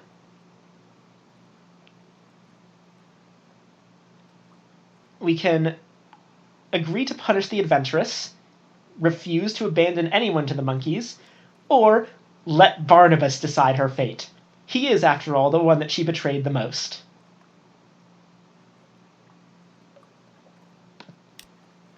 Barnabas nods, ignoring the angry protests. He follows the monkeys into the woods towards their boat, still carrying a thrashing, delightful adventuress. He will not allow her to come to any real harm, but appears to concur that a little humility may be in order. But that is their business. Yours now lies elsewhere. Report.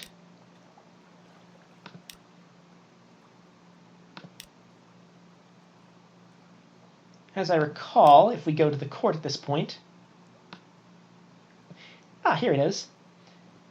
The delightful adventuress. She stands fuming, her head and hands locked tight in a pillory near the center of the palace.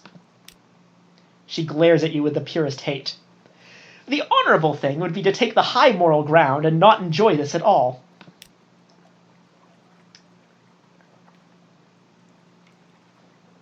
Buy a tomato.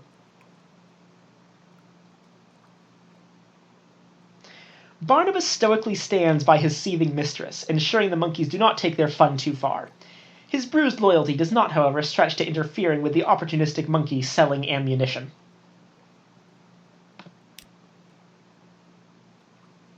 We missed.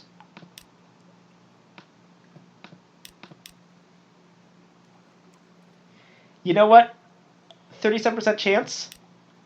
There we go. A direct hit. The rotten tomato splatters into the delightful adventuress's face, dripping from her hair and chin as she splutters incoherent rage. The monkeys cheer wildly. Yes, you do lose status for missing, because the monkeys think you're a wimp.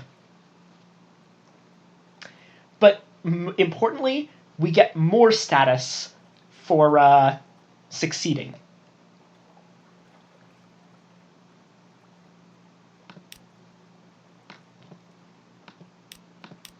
Now, let's go back to Hearthstake Village, now that we've done this. At this point, we can persuade him to give you his map, the Lost Treasure Hunter. Basically, we have to finish the delightful archaeology storyline, and we have to have a searing enigma. You bury the treasure, and with a few careful coughs and prods push the Lost Treasure Hunter towards it. He falls to the ground, digging furiously until he unearths his prize, bright, shining, his gaze pulled into its revelatory core.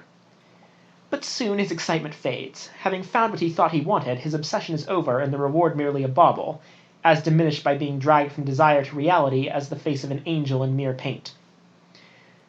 Sadder still is that once you persuade him to give you the map, it takes but a moment to realize his mistake. It's a fountainhead. The fool had it upside down.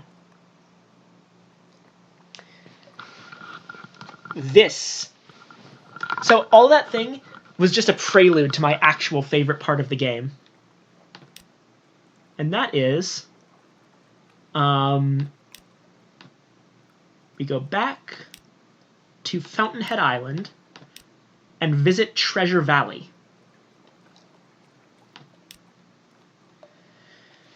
The map of the island shows where to begin.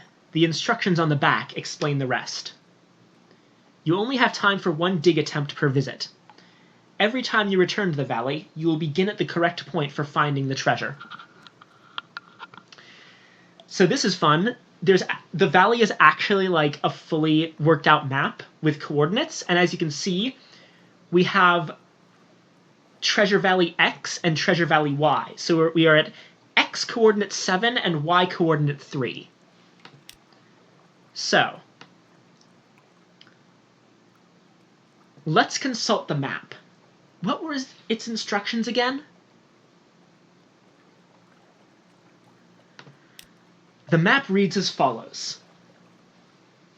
North for each city the bats have brought down, then east to the river where no man fears to drown. Venture south for each island the empire can claim, and west for each bearer of the emperor's name. Head straight for the horizon, then take a step more, letting west end your search with a 1, 2, 3... In the shape of an X, find a seeker misled. Nothing but eternity belongs to the dead. This is a legit treasure hunt. Let's do this.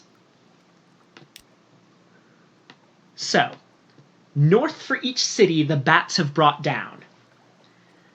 I hinted at this earlier in the stream. How many steps north do you guys think we need to take? Frog's got it. London is the 5th city, so north by 5.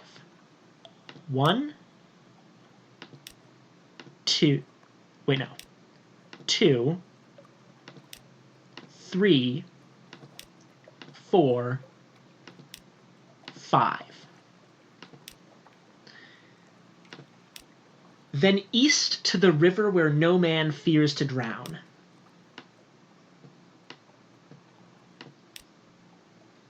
This is where we actually have to read the things. A few vines put up some resistance, but not for long.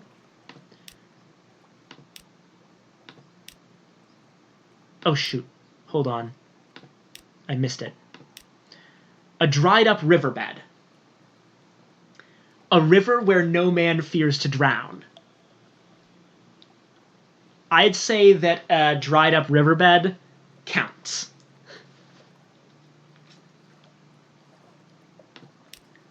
Venture south for each island the empire can claim. So, if you remember how many islands are in the Empire of Hands,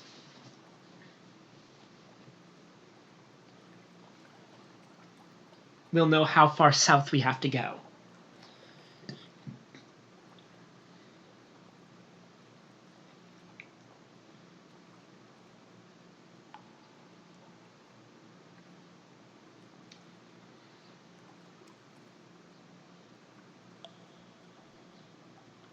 So that's actually a fairly easy count.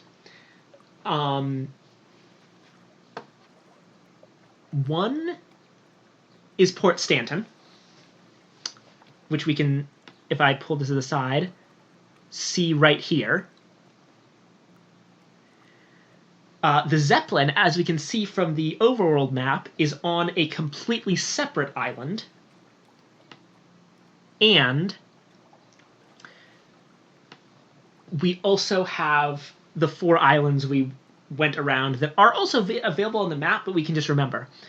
We are currently on Fountainhead Island. The Lost Treasure Hunter was on Hearthsake Island. The Wildweald Court is on Sovereign Island.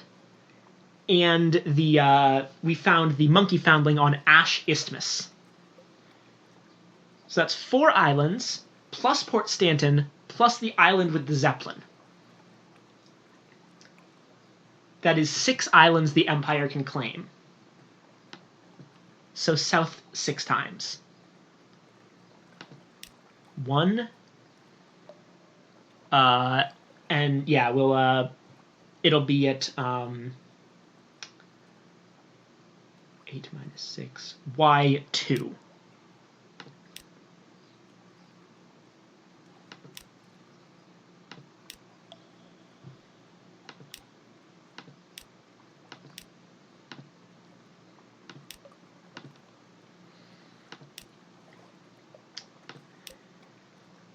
And west for each bearer of the Emperor's name. This is very vague, and I do not expect any of you to remember it, but the very first time that we went to the Wildweald Court, we were told the Emperor's name was Crispin the Fourth. That means there have been 4 Crispins, meaning 4 west.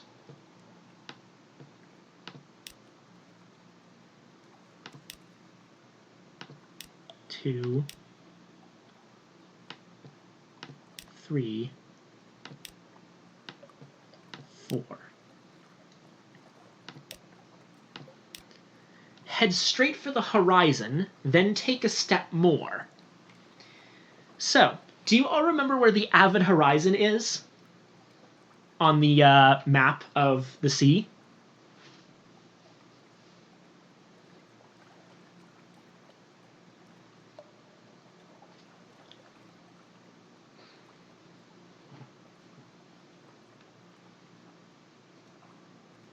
It is, in fact, to the north. So head straight to the horizon, then take a step more, letting west end your search with a 1, 2, 3. 1, 2, 3, 4. A marker of crossed bones. In the shape of an X, find a seeker misled. Nothing but eternity belongs to the dead. Your shovel clinks against a box. Who buried this mountain of loot here? It's not your problem. If they ever come back, they will be sorely disappointed. We have 10 caskets of sapphires and 1 pot of Violent ink. This is why we needed this. Because Violent ink is one of the things we needed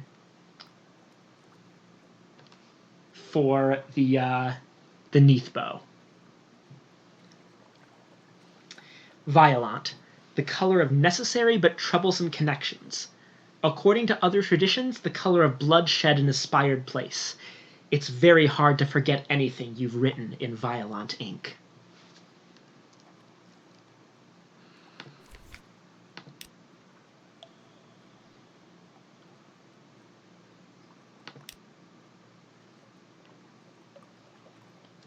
So,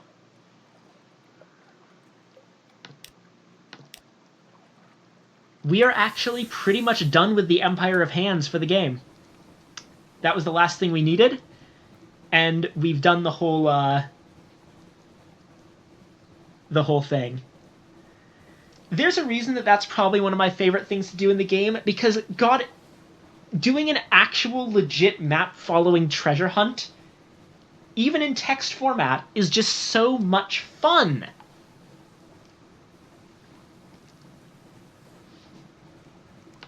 And that is a Savage Lornfluke. And yeah, the rhyme does finish itself, letting West end your search with a 1, 2, 3, 4.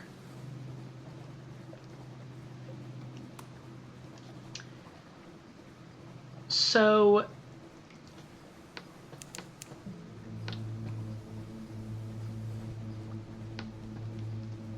here's something important.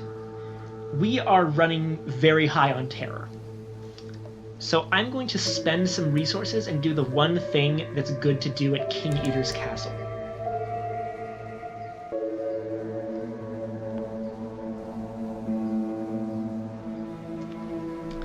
This is generally a not great place to be, but there is one good thing you can do here. No, we will not be eating our crew. That would be bad. I don't even think we... Yeah, it's locked. We would have to have 150 iron. Compile a port report. An Act of Burning Faith. This will expend fuel and supplies to lower your terror.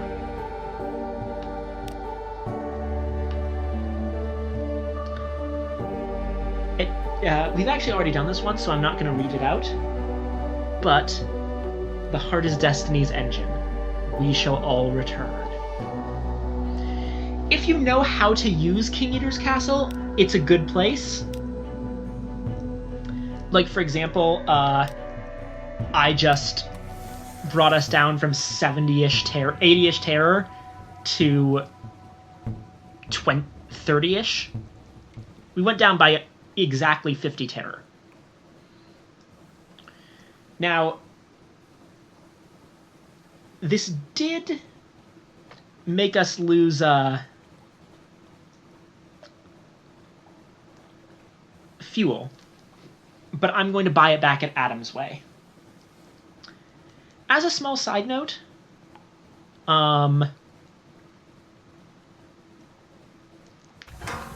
actually first, I'm going to take a quick dive to get away from these boats. On my secret ending game of this, King Eater's Castle was key to terror reduction because I was grinding up my sunlight addiction, which you need, by finding a perfect looping trade route that leaves you with absolutely no need to go back to London.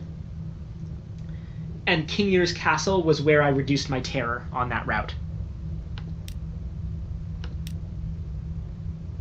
Okay, never mind. This is another Abyss of Pyres.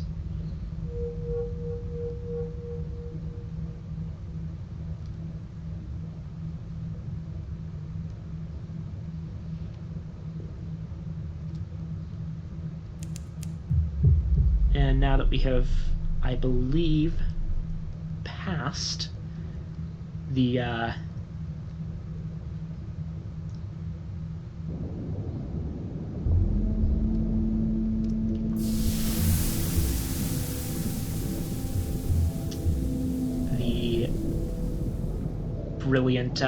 brilliant frigates, we can surface here.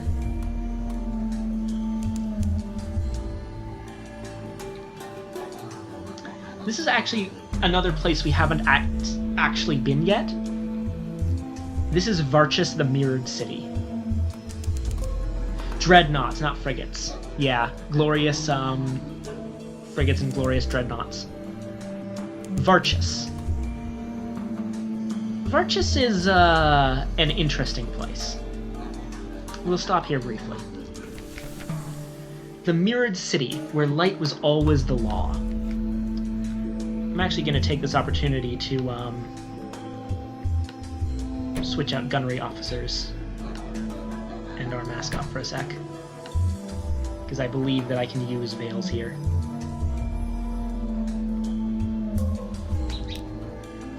Yeah, fair. The walled city of Varchis is a tangle of green vines and luminescent fungal flowers slow blooming around moldering stone. A quincunx of carved stepped towers rise over the walls and pour burning white light into the bleak sky.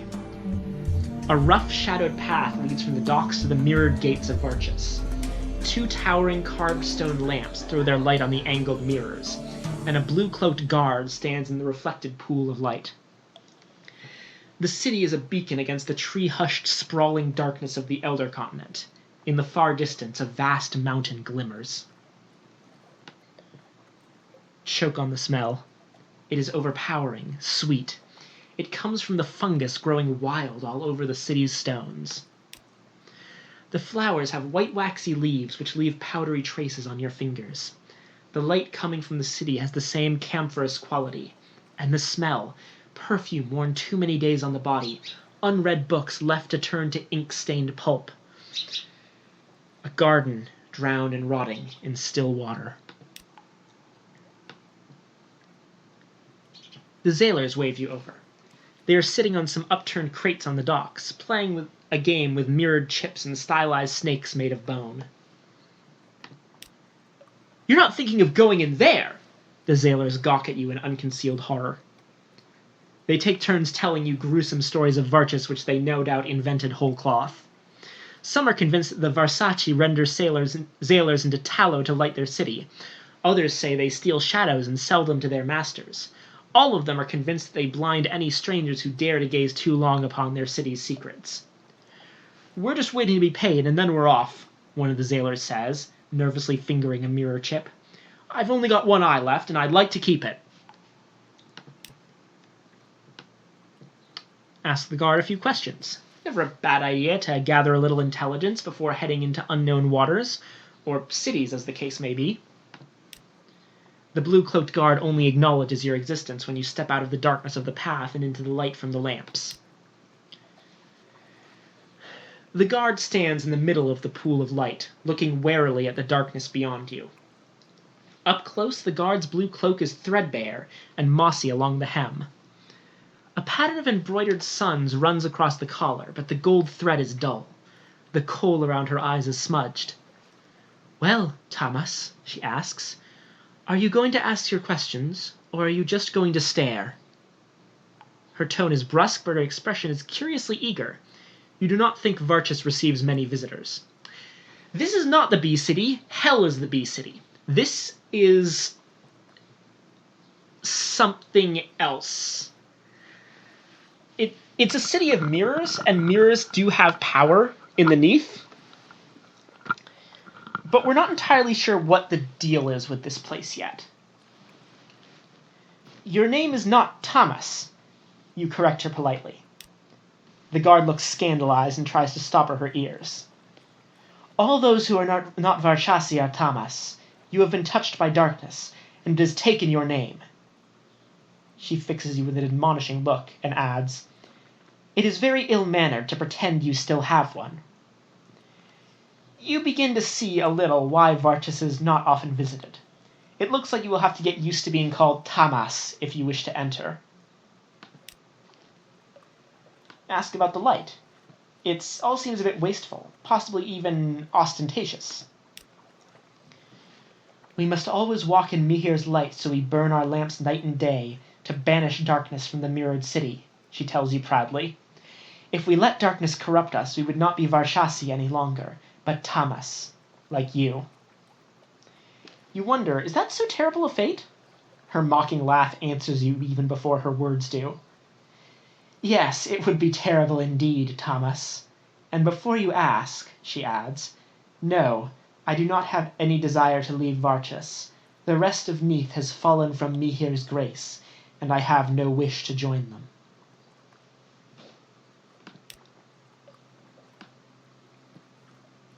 Ask about her. Does she like her job? Does anyone? It is a great honor to guard the mirrored gates, she snaps defensively. She gestures to the edge of the pool of light illuminating her post. It is very dangerous. Even a small stumble and I could fall into the dark. Her voice goes thready. I would be banished from Mihir's grace. I would lose my name. That is why they only send the bravest outside the walls. Ask about the city's customs. Don't touch the mirrors. Don't even look into the mirrors, she says, her voice hard. And try very hard not to dream. Were you expecting something along the lines of don't murder anyone or only wear red on special occasions? Still, you nod and smile.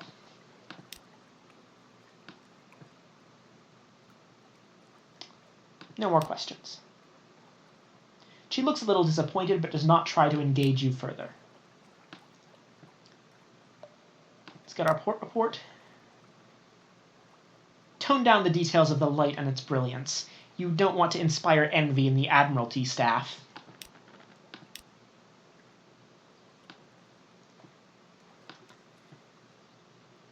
Well, what are gates for if not to go through? She makes a mark in her ledger before ringing a brass bell. The mirrors of the gates rearrange to give you space to pass, but never once allow shadow to touch the guard. Our ways are not yours, Thomas. Remember that, and walk in the light of Mihir. Your eyes are blinded by the brilliance of the light. The verdant rot smell is even thicker. The heat of so much flame and reflected light presses oppressively against your skin. Your head pounds. It is a few minutes before your eyes adjust and you can look around. Brass lamps and gilded sconces hang from every wall, and phosphorescent fungus grows moss-like upon doorways and ceilings. Cunningly arranged mirrors catch every droplet of light and diffuse it till each cobblestone and rampart of the city is drenched and blazing and utterly without shadow. Who do you speak to? All sorts of people to talk to at the beginning. The firekeeper, the white-cloaked guard, the fungus carter, or the jewel-turbaned youth. I'm going to talk to the jewel-turbaned youth. He's winking at you. Is it a furtive wink or a flirtatious one? Only one way to find out. He looks utterly overjoyed to make your acquaintance, the bangles on his wrist flashing as he presses his hands together in greeting. My friends and I would be honored if you would attend a small gathering with us, Tamas. We are so eager to hear about the world outside Vartus's city walls. It seems an innocuous enough invitation. But then, why does his gaze dart around so anxiously as he tells you how to find his mansion in the Eastern District? And let's also talk to the firekeeper. Dressed all in saffron, a pair of thick fireproof gloves dangle from a silver chain at her waist. I'm too important to play guide to you, Thomas, she tells you before you even open your mouth. I'm the keeper of the Western Principal Mirror. She points up at the enormous multi-faced mirrors set atop each of the city's 5 towers. I'm only here because I'm looking for my idiot brother. He is probably busy pouring wine down some pretty dark-eyed boy's throat in a tavern. Is it a matter of great urgency, you wonder? He's late for his lamp checks in the Sacred District, is her terse reply as she hurries away. If the Agnihotri found out, he'd be lucky to end up a lake dredger.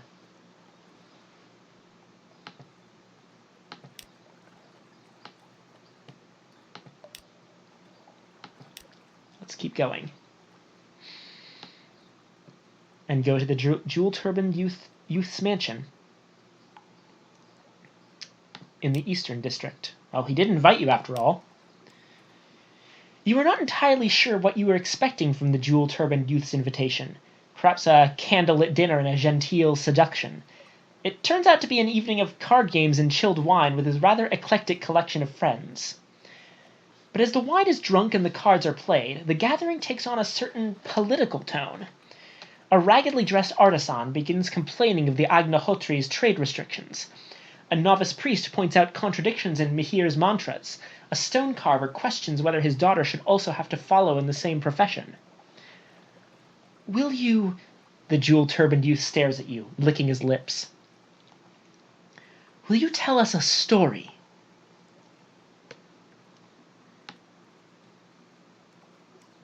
We can, decline firmly. It is not wise to become involved in politics, especially politics that are not your own. You will leave and not return. Tell them of yourself. It might be nice to be honest, especially to a group of people you never have to meet again. Return to the city center. You are finished here for now, but the invitation will remain open. Or take 2 Veils checks to either invent a fanciful tale or tell a wanderer's tale.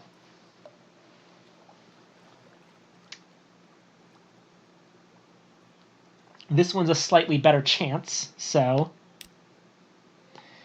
Your crew would have enjoyed this tale and probably added their own asides and embellishments. Still, you couldn't have hoped for a more appreciative audience. They gasp and moan and shudder guiltily as your story comes to a climax. Afterwards, the jewel-turbaned youth takes you by the hand. His own is shaking and his skin is clammy. We are forbidden from the trickery of storytelling in Varchas, he tells you hoarsely. I have never heard anything so sublime. And we got a searing enigma out of that.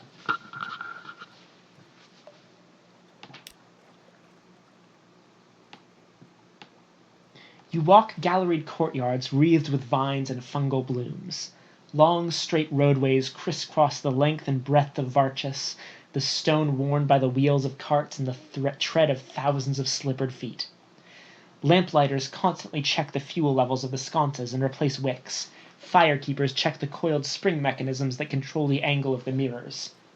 There's much to explore. Where will you go next? Let's try one of these bars. Or no. There are many available. Mihir is not a Puritan god. The nicer establishments in the city are lit with expensive imported gas and have little blue glowing scintillax statuettes scattered on the shelves. I don't remember where you can find the lamplighter that you need to find.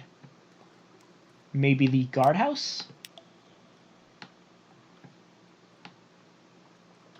Or no. Theoretically, we could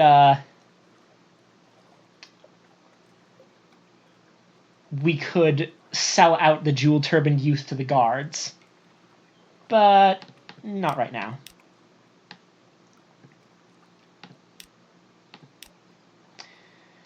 The temple tower pierces through the city's heart, taller than the other 4 towers which stand at each of the cardinal points. Around the temple sprawls the sacred district, vine-covered stone shrines, still ponds glowing with algae and flash-finned carp, priests in white, their wrists heavy with metal chains. There are no mirrors in the Temple of Mihir. The rest of the city has to make do with mirrored light and reflection, but Mihir's most sacred space is filled with hundreds of lamps and lit candles of hard-packed phosphorescent fungus.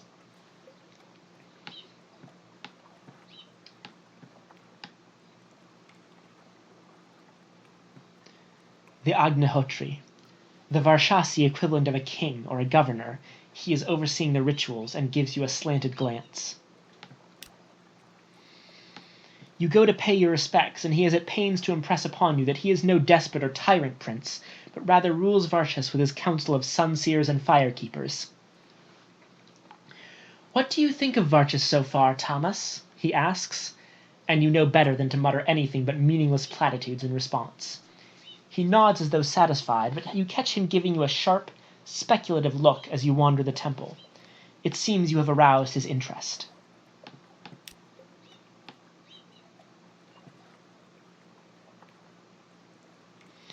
The Shrine of Mihir. His stone-carved form is rubbed daily with glowing moss. Perhaps it is guilt which makes you think of placing a lamentable relic among the flowers and other offerings?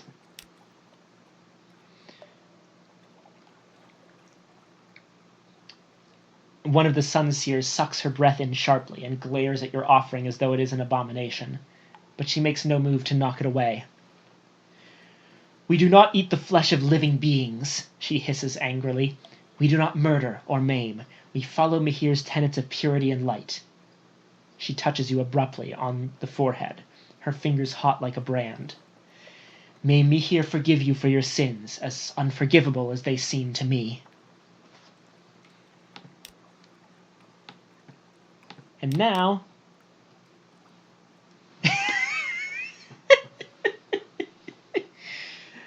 yeah, that's... out of all the stuff you've seen from these people so far about how weird they are, you focus on their veganism?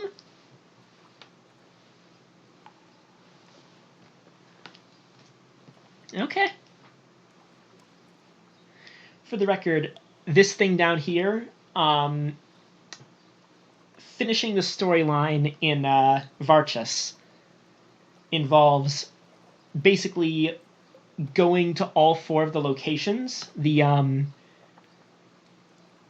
youth's mansion, the hospital, the guardhouse, and the temple, and making a choice in each one of some sort. The mansion gets you this invitation. The temple, as we saw, gives you the Agnihotri's interest.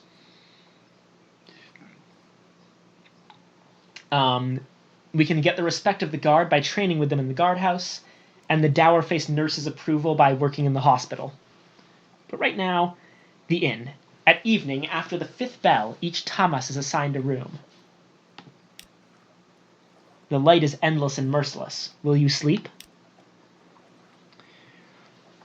All visitors to Varchas are given 1 night's accommodation in the city's only inn. It is a handsome stone mansion arranged around a pleasantly cool courtyard. Frescoes of city life are painted on the walls. Given how few visitors Varchas hosts, you suspect the inn is more usually used by philandering locals. Evening falls, or does it? The town's 5 principal mirrors are mounted on coiled spring mechanisms and alter their angles subtly to create the impression of evening. Across the city, the firekeepers throw pinches of colored powder into the lamps, and the quality of light yellows to a softer brightness. So a couple things we can do. But importantly, here's the lamplighter. The wine-mazed lamplighter. He is dressed in saffron robes and is indeed pouring wine down the throat of a very attractive dark-eyed boy. You could tell him his sister is looking for him. He starts up in horror, spilling burgundy red wine everywhere. His young companion looks irritated. "I'm late!" he shouts. "Mihir, forgive me. The Agnihotri is going to skin me alive." He pumps your hand in gratitude. "Thank you, Thomas. I won't forget this. Here, take my arc jewels." 3 outlandish artifacts. Not bad. Let's check out the courtyard. Cushions are arrayed around the marble foundation in the middle. Musicians pluck their instruments under the shade of the twisted yellow-leafed trees.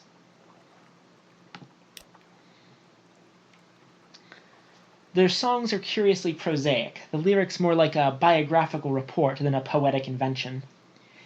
You listen to a lake dredger's waterlogged, lotus-rooted dirge. You sway to the slow, steady ballad of the fungus collectors, and join in the lamplighter's quick-footed dance, which mimics their evening rounds.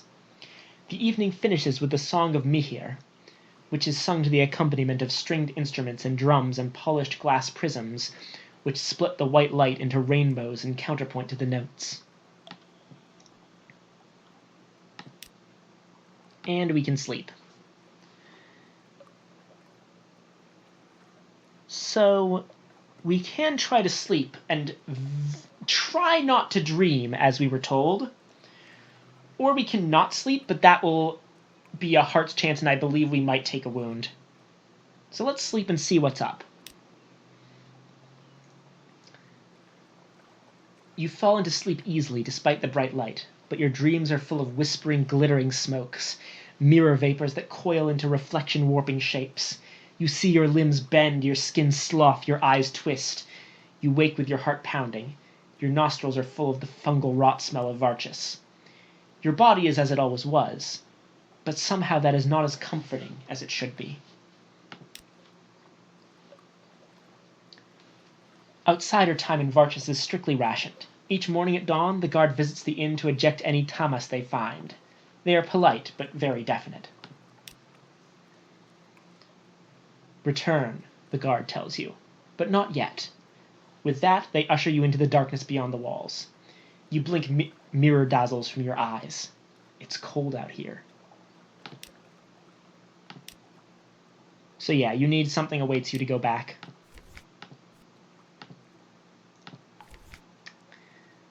So, that was a thing.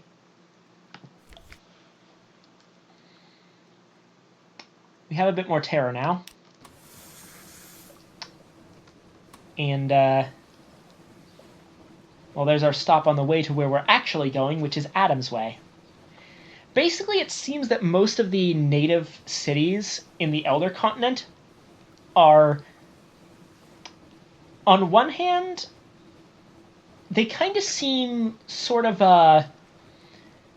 Islamo-Indian in basic concept, but they all have these unique weirdnesses to them. And with both of them, actually, both Varchus and Adam's Way, you're not allowed to spend more than a day there.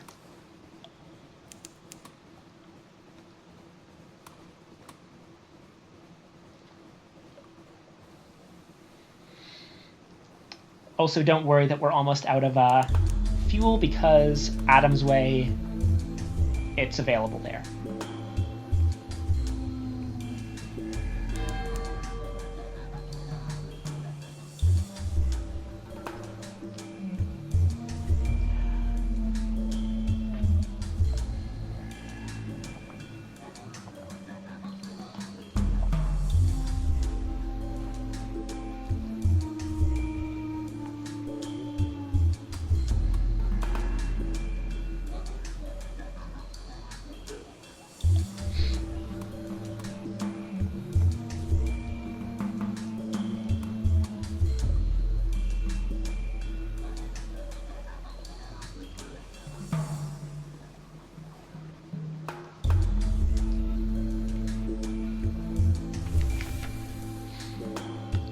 So, importantly here, fuel. Let's get 12 of it. That seems like a good amount. We don't have anything that will allow us to get into Adam's Way, so let's just leave after getting our fuel.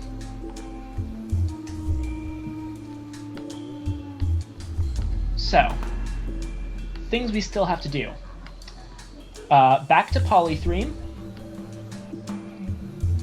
And then, actually, with our current terror, I'm pretty sure we can just head straight back to London, or more accurately, straight back to Hunter's Keep. Although we probably should stop at Venderbite after we finish our thing at Hunter's Keep.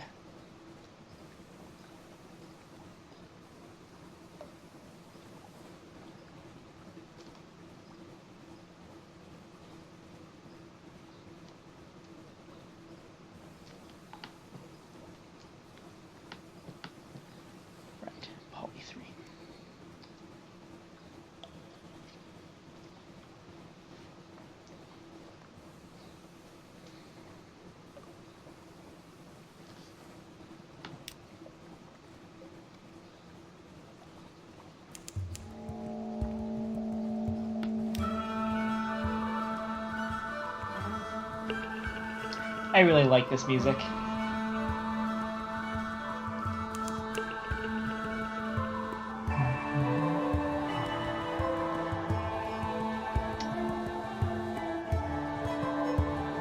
The Autumn Islands in general are just a generally cool place. And, you know, actually, we have the time to stop at Mangrove College, which means report, which means free money. If you feel like we're running low on money, that's actually not a problem, because we've got stuff that we can give to the first curator in Venderbite, which gets us quite a bit of money. So let's go ahead and take a port report and gather supplies.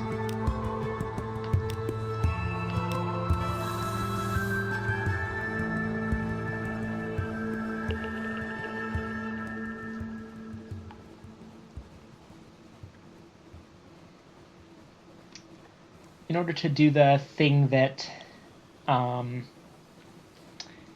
needs to be done at Polythreme, I need 6 spaces remaining of hold. I have 5.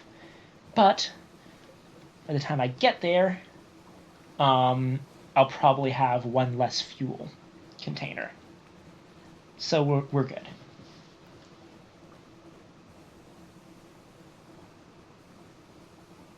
So what do you guys think of Varchus? Weird-ass place, isn't it?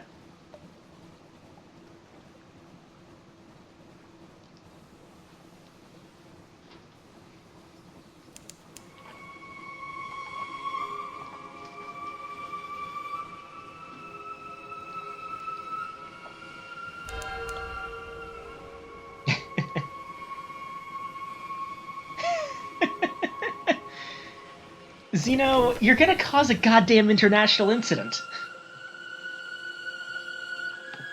Anyway. Oh, another thing you can do in Polythreme, if you want to go non-sharp, cure the stuff you got in Antha,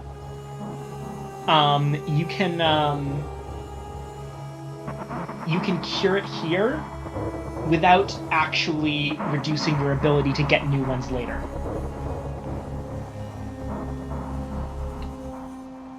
But I'm not going to do that, because there's not really any point for me right now. Yep, we have 6 units of cargo space. Carry claymen to London. Are they passengers or cargo? They're certainly the easiest passengers imaginable, unless, just unless, one turns out to be an unfinished man. They troop aboard. Each one lies down in its appointed position next to the other, nesting snugly, head by foot. "We are for London," one explains to you.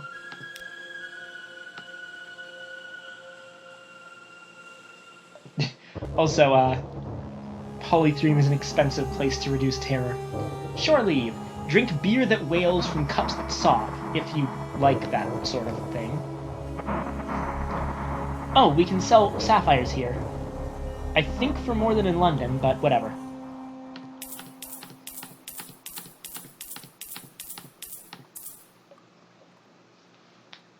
And there we go.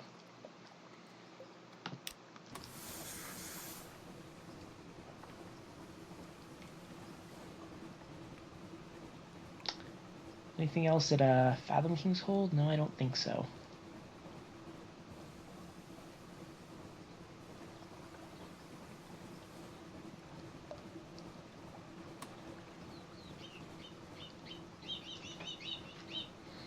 Okay. If I angle the ship up slightly, it should be a straight shot to London.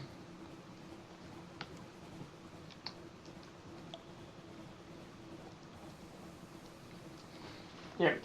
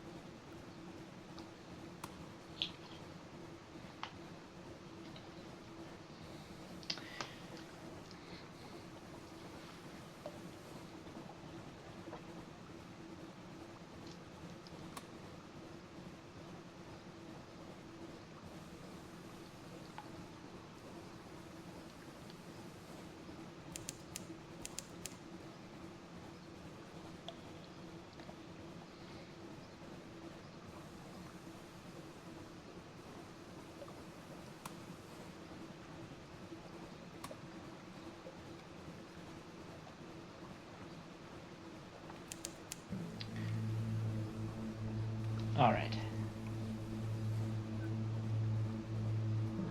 Around the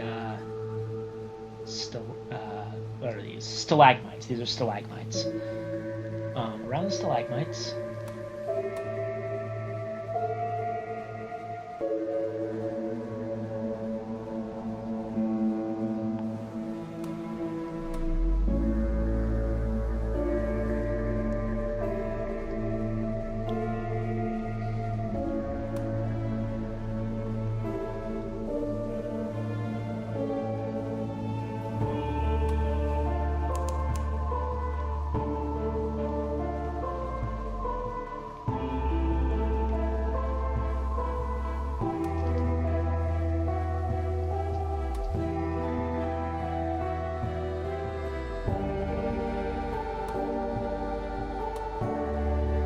I'm kind of hoping for us to run into one of the larger, like, angler crabs around here, because that would be very convenient for me.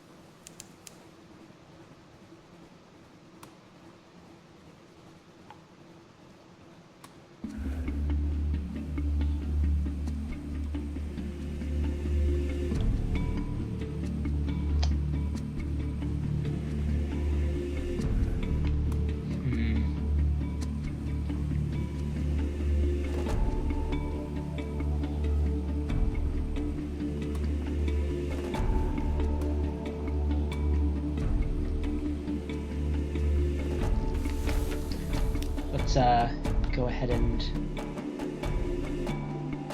pick up a port report and explore. Okay.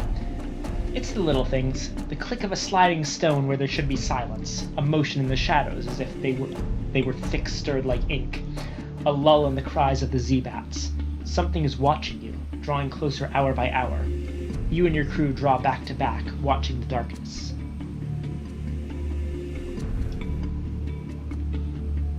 Let's see if we can do the mirrors challenge. Wait, watch, and end it. It has stealth, but you have rifles. All you need is a clear shot and you'll earn yourself a trophy. Whoop, yep. Deep silence. A faint scrape, like boot leather on stone. The woman on your left levels her rifle and fires, and your crew joins her. The fusillade almost drowns out the hoarse screeching of the creature in the shadows. When you drag it into the light, its oily flesh is already beginning to dissolve. Perhaps the light is hastening it? Whatever it was, it had many jointed leathery limbs, eyes like a bunch of grapes, a folding assembly of mandibles. It stinks of vinegar and mold. You fling a tarpaulin over it and bundle it in the darkest part of the hold. Perhaps someone will want it. We now have one strange catch. I was hoping we would get a hunting trophy, but turns out it was a strange catch. Still good, but not as good. We still need one more hunting trophy, which means I will have to hunt something. Doesn't have to be a lifeberg, though. Yeah, it's something. I don't... Yeah, you need 3. We got one from killing that lifeberg. Another one that we got from the Longshanks gunner when we dropped her off at Khan's Shadow. And we need a third one in order... Basically what it's for is to pay for the bandaged poissonniers meat carving lessons at the Shell-in-It.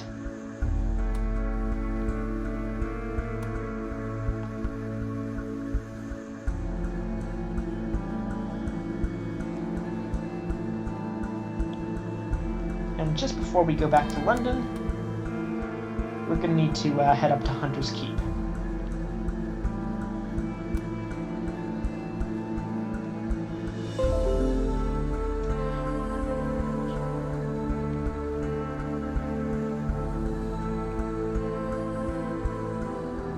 Thread the needle.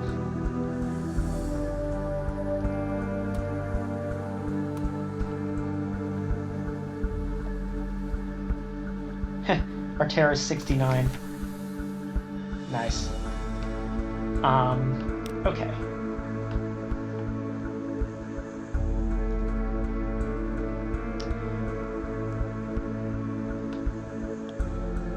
visit the cellar. We will need, the mechanic tells the sisters, to visit your sub-cellar. Oh, that nasty place, Lucy says airily, a little hastily. Yes, we'll take you down there, she smiles. But we'll need stories. Something alarming for Cynthia, a Z story for Phoebe, and a tale of distant places for me. So in total, we need a empty mirror catch box, one of each type of story, and one clayman, which we have 6 of. The sisters listen with delight to your stories and unlock the cellar door for you. The key is so heavy that Cynthia can only lift it with both hands. We won't go in, she says. We don't go in. The signs on the stones have a Kaganian look. In the deepest subcellar, your candles illuminate a litter of tumbled stones, the remnants of a temple. The pool at the cellar's center is almost dry. The remaining water there seethes oddly into the candlelight, as if it were near boiling, but it's quite cool to the touch. The writhing river flows near here, the mechanic remarks. One of the tributaries of Dream. I hope it doesn't touch the well those poor girls drink from. My enemies find me when I sleep, but this water will attract my enemies to this poor fellow. He bends to dip his hand in the water and sketches a sign on the clayman's forehead. The man watches him stolidly. The mechanic hands him a mirror catch box. Hold this, he says. Keep it open. Don't let go, no matter what happens. The clayman's huge hands enfold the box. There, the mechanic says, turning to you. A serpent trap. Now I can sleep. I can finally sleep. He smiles. And then I think I may be able to offer you something rather interesting. As for the rest of Hunter's Keep, yeah, you're getting it, Frog. Let's take lunch with Lucy this time. Lucy leans over and whispers to you confidentially, a complex story about a butler, a pig, and an inheritance. You don't follow all the details of the plot, but somehow the pig ends up in an attic and the butler in a vicar's bed. Candles flicker, dishes enter and leave, and the wind butts gently at the window panes. By the time the plum pudding arrives, you're as cheerful as you've been in months.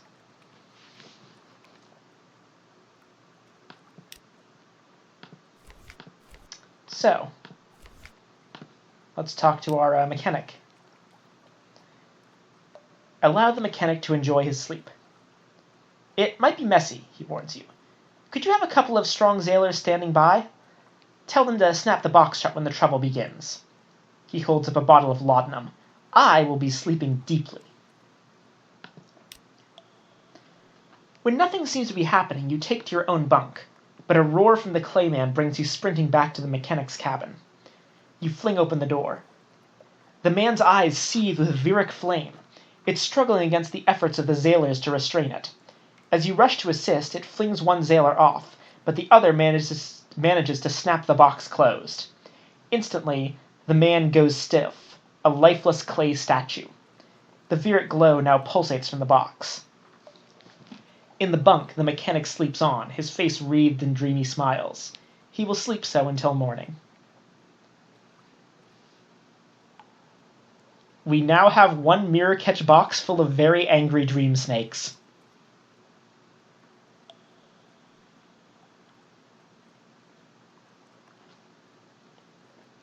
Also, you've learnt that the mechanic stole a secret from the dreams of the stone pigs.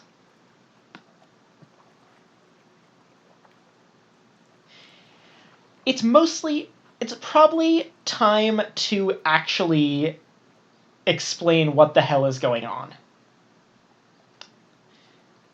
So let's ask the mechanic to explain exactly what the hell is going on. Well, it's like this. I stole a secret from the Echo Bazaar, with the help of the Finger Kings. You know, the serpents who rule Dream. Then I reneged on the Finger Kings. Don't look at me like that. Would you rather I had given them the secret? Pigs of stone. I talk about engines all the time. I'm sure you've noticed, and I dream about them. I found myself dreaming of the stone pigs. I don't entirely understand still, but they're how the bazaar travels between stars. Did you know they did that? And they sleep so the Finger Kings can crack their dreams open. So the Finger Kings recruited me. I found a secret in those dreams, an engine like the Z's never seen. Oh, Captain, Captain, let me build it for you. You won't be sorry. But there are some things I'll need. I know. Isn't it always the way? We will not be doing this, but the long form of this quest is you end up building a rocket engine for your ship.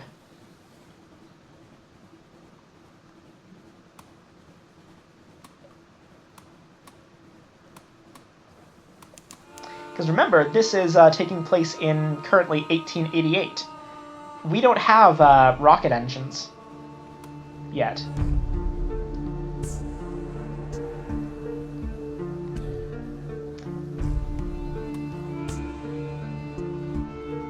Oh, and as for our box, let's see, where is it? Oh no, it's actually in the hold. Yep, there it is. A mirror catch box full of very angry dream snakes. A sullen Viric glow leaks from within. Sometimes it rattles. Best not to open it. So the Finger Kings... Okay, so in this universe, there's a dream world called Parabola, which is on the edges of the universe. You can get there through dreams or through prisoner's honey. Not red honey. Red honey is memories. Parabola is ruled by the Finger Kings, which are snakes that creep into people's dreams.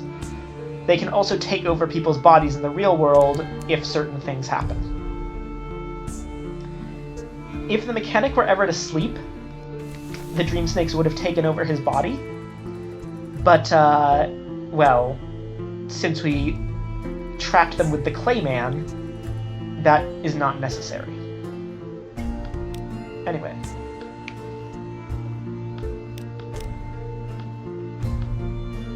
Let's visit the first curator again. Give it your pot of violent ink. We would have made a better contract, but we hungered for the flesh of gods. A stained finger. It extends a brittle arm from beneath its coverlet, dips it in the ink, conveys the finger back to its hidden mouth. Ah, it sighs. The color will enter my bones, and then perhaps the moth. It's plainly rambling, but at least it hasn't forgotten your reward. A cameo of a bandaged beauty painted on the mummified palm of a mummified hand. All right, not to everyone's taste, but it's terribly well executed.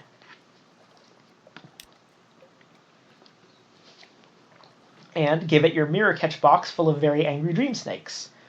Oh my, they are cross.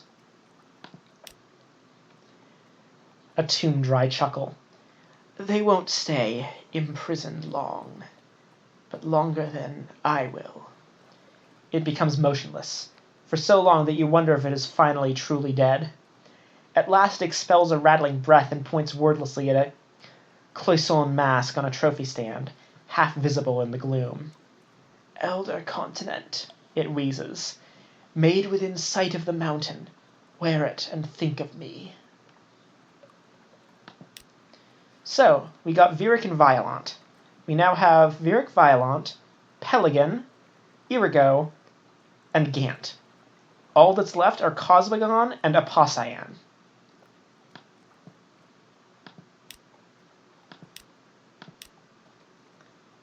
We can explore Venderbite. Ah, it's one of these things. We can, make an offering at this... Oh yeah, no, we had this before. A little chapel stands alone. You poke your head through the door. The walls are a deep red, just this side of scarlet. A ruby-tinted window at the back glows with steady light. An electric lamp behind the glass?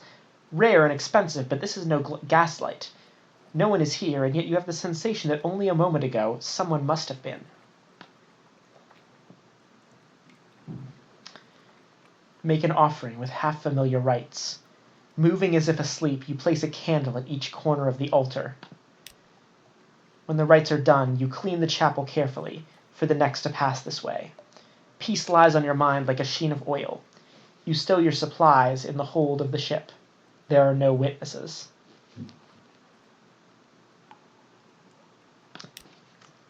So weirdly enough, from all this stuff you've seen, it's actually a good thing in Sunless Sea to be a cannibal. It gives you options to do stuff like that.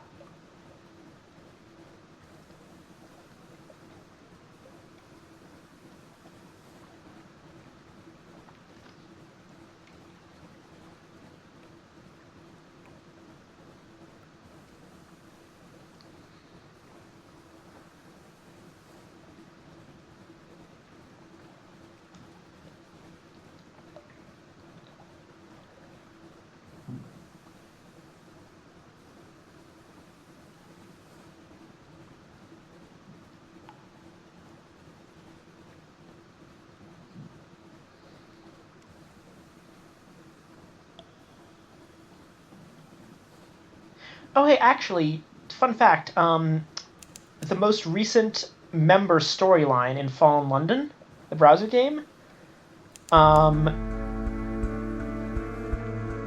the prick finger. I've actually been to the prick finger wastes, and I can tell you what they're like. I'll say that before I answer your question, Frog.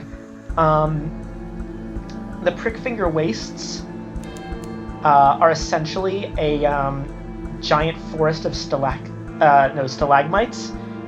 that are razor sharp. When I went in there, I took damage just from walking. Luckily, though, I managed to find the thing I was hunting in the game. And, Frog, no. Eating your crew is... well, okay. Depends on what you mean. Eating your crew because you're starving, which only, takes a few crew and resets your hunger, is really good if you're desperate. But eating your crew at King Eater's castle, along with losing your mind, are literally just, do you want to die? That is all they are. And the point of King Eater's castle is that it's a place where you can make bad choices that will end your game. Fallen London has quite a few storylines, actually, where you can very clearly choose to make a poor choice that cripples you in exchange for lore.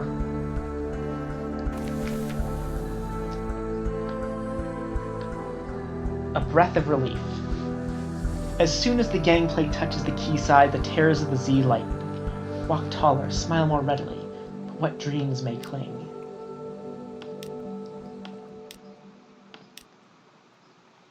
So,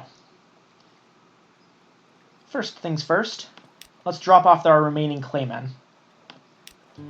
One by one, they rise uncomplainingly, with no trace of stiffness or discomfort from the long voyage. The deck resounds beneath their heavy tread. A Shroomyard manager waits on dock, tapping her foot. "About time," she says. "Here's your payment. Come along now, you. There's a good construct."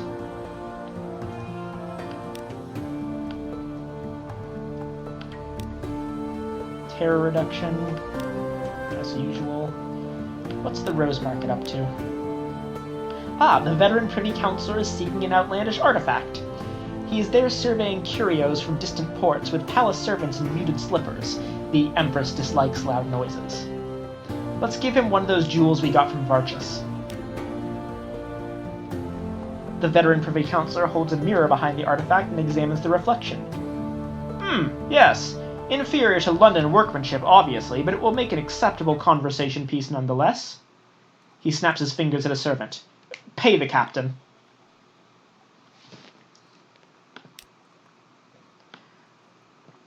And now that we have a nicely empty hold, although is there anything else we can... No, that's it. Let's talk to this widower. Hello. Come in. Sit down. I believe you have some news about my wife. I paid the ransom, of course I did, and of course I never heard anything more. Please, where is she? What happened? This is entirely a moral choice section. He's going to ask you 3 things, and you can choose to tell him the painful truth, or give him a comforting lie. So we can tell him the truth, your wife is a mindless shell. Or, a comforting lie, your wife died while escaping. What do you guys think? This will have no effect on the ending bit, so this is entirely up to your conscience.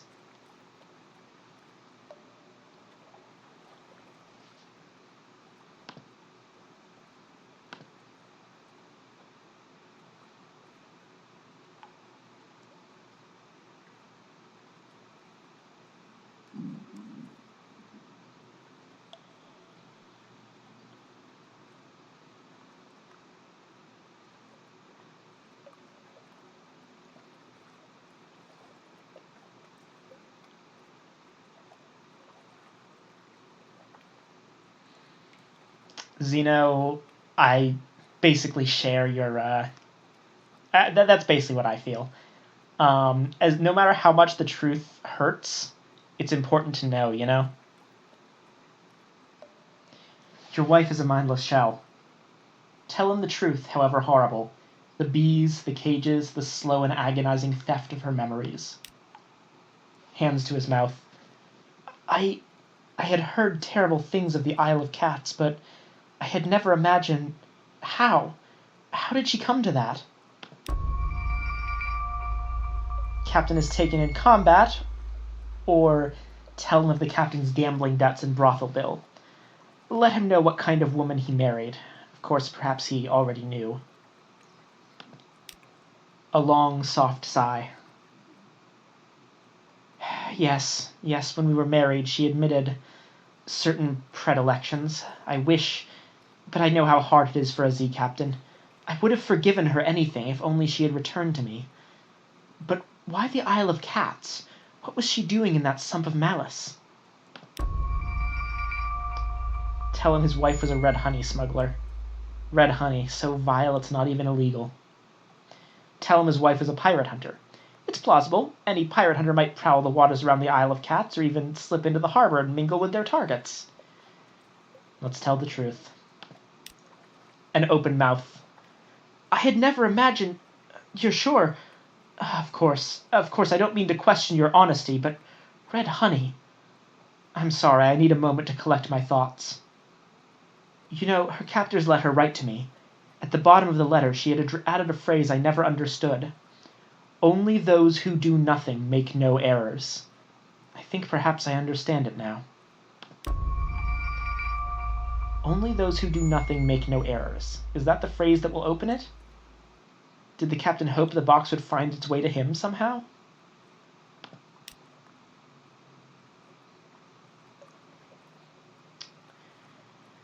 You explain how the box came to you, and how you began this quest. Irem, the Isle, and now here. You have your sailors bring the box in, and the widower whispers the opening phrase. It clicks open with a sound as sweet and precise as a well-answered riddle. He takes a breath and flings back the lid. A soul, glowing like a hidden star. Heaped sapphires from the elder continent. A presbyterate heart cup. A water-stained journal, blurred to near unreadability. An account of a failed expedition to the Mountain of Light. The widower looks them over. Abruptly, he snatches the heart cup and shoves the box towards you. Too many memories, Captain. I'll keep this one memory only. You deserve something. You crossed the Z to find the truth for me. Here, take them and leave me now. He turns away. We now have 1 judgment's egg, 2 caskets of sapphires, and an extraordinary implication. We have finally finished the whisper-locked puzzle box. I will go ahead and sell the sapphires. And we got the 50% chance in our favor. We have the judgment's egg we needed.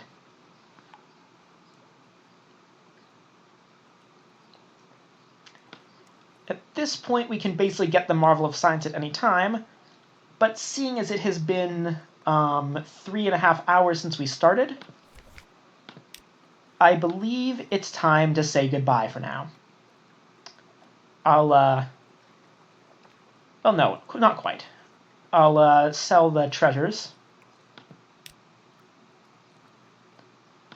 in order to bring us up to 4,500 echoes.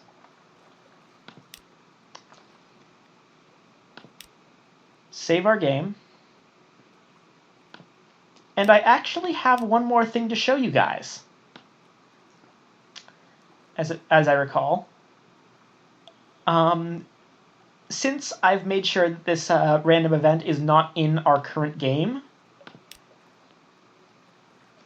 I will take this opportunity to briefly load up a different save file.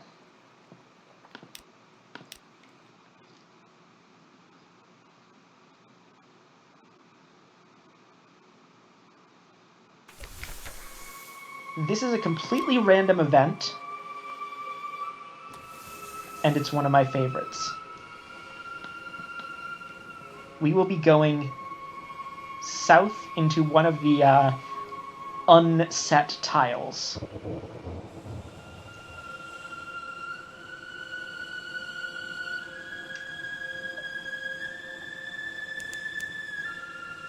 The logbook states, "Something forgotten is here."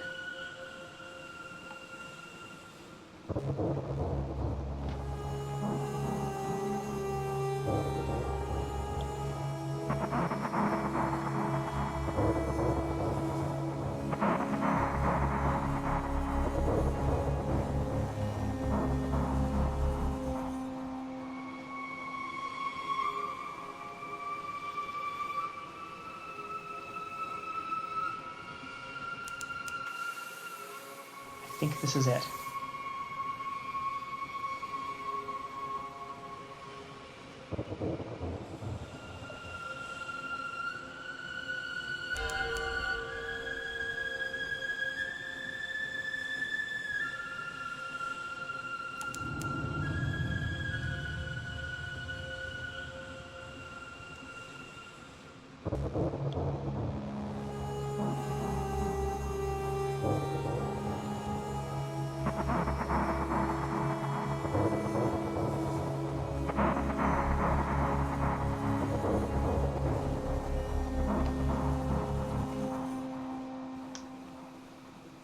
And with that, our stream has ended. Thank you all so much for coming. Most likely the next time will be, well, this time next week. But I will keep you updated on Tumblr as usual. It's been really great with you guys, hanging out with you guys as usual. And I believe that we can actually, from where we are now, probably get around to finishing this game within the next 2 streams. Today was a very, it may not necessarily have seemed like it, but was actually a very productive run. So, with that, stream's over. Goodbye, everybody.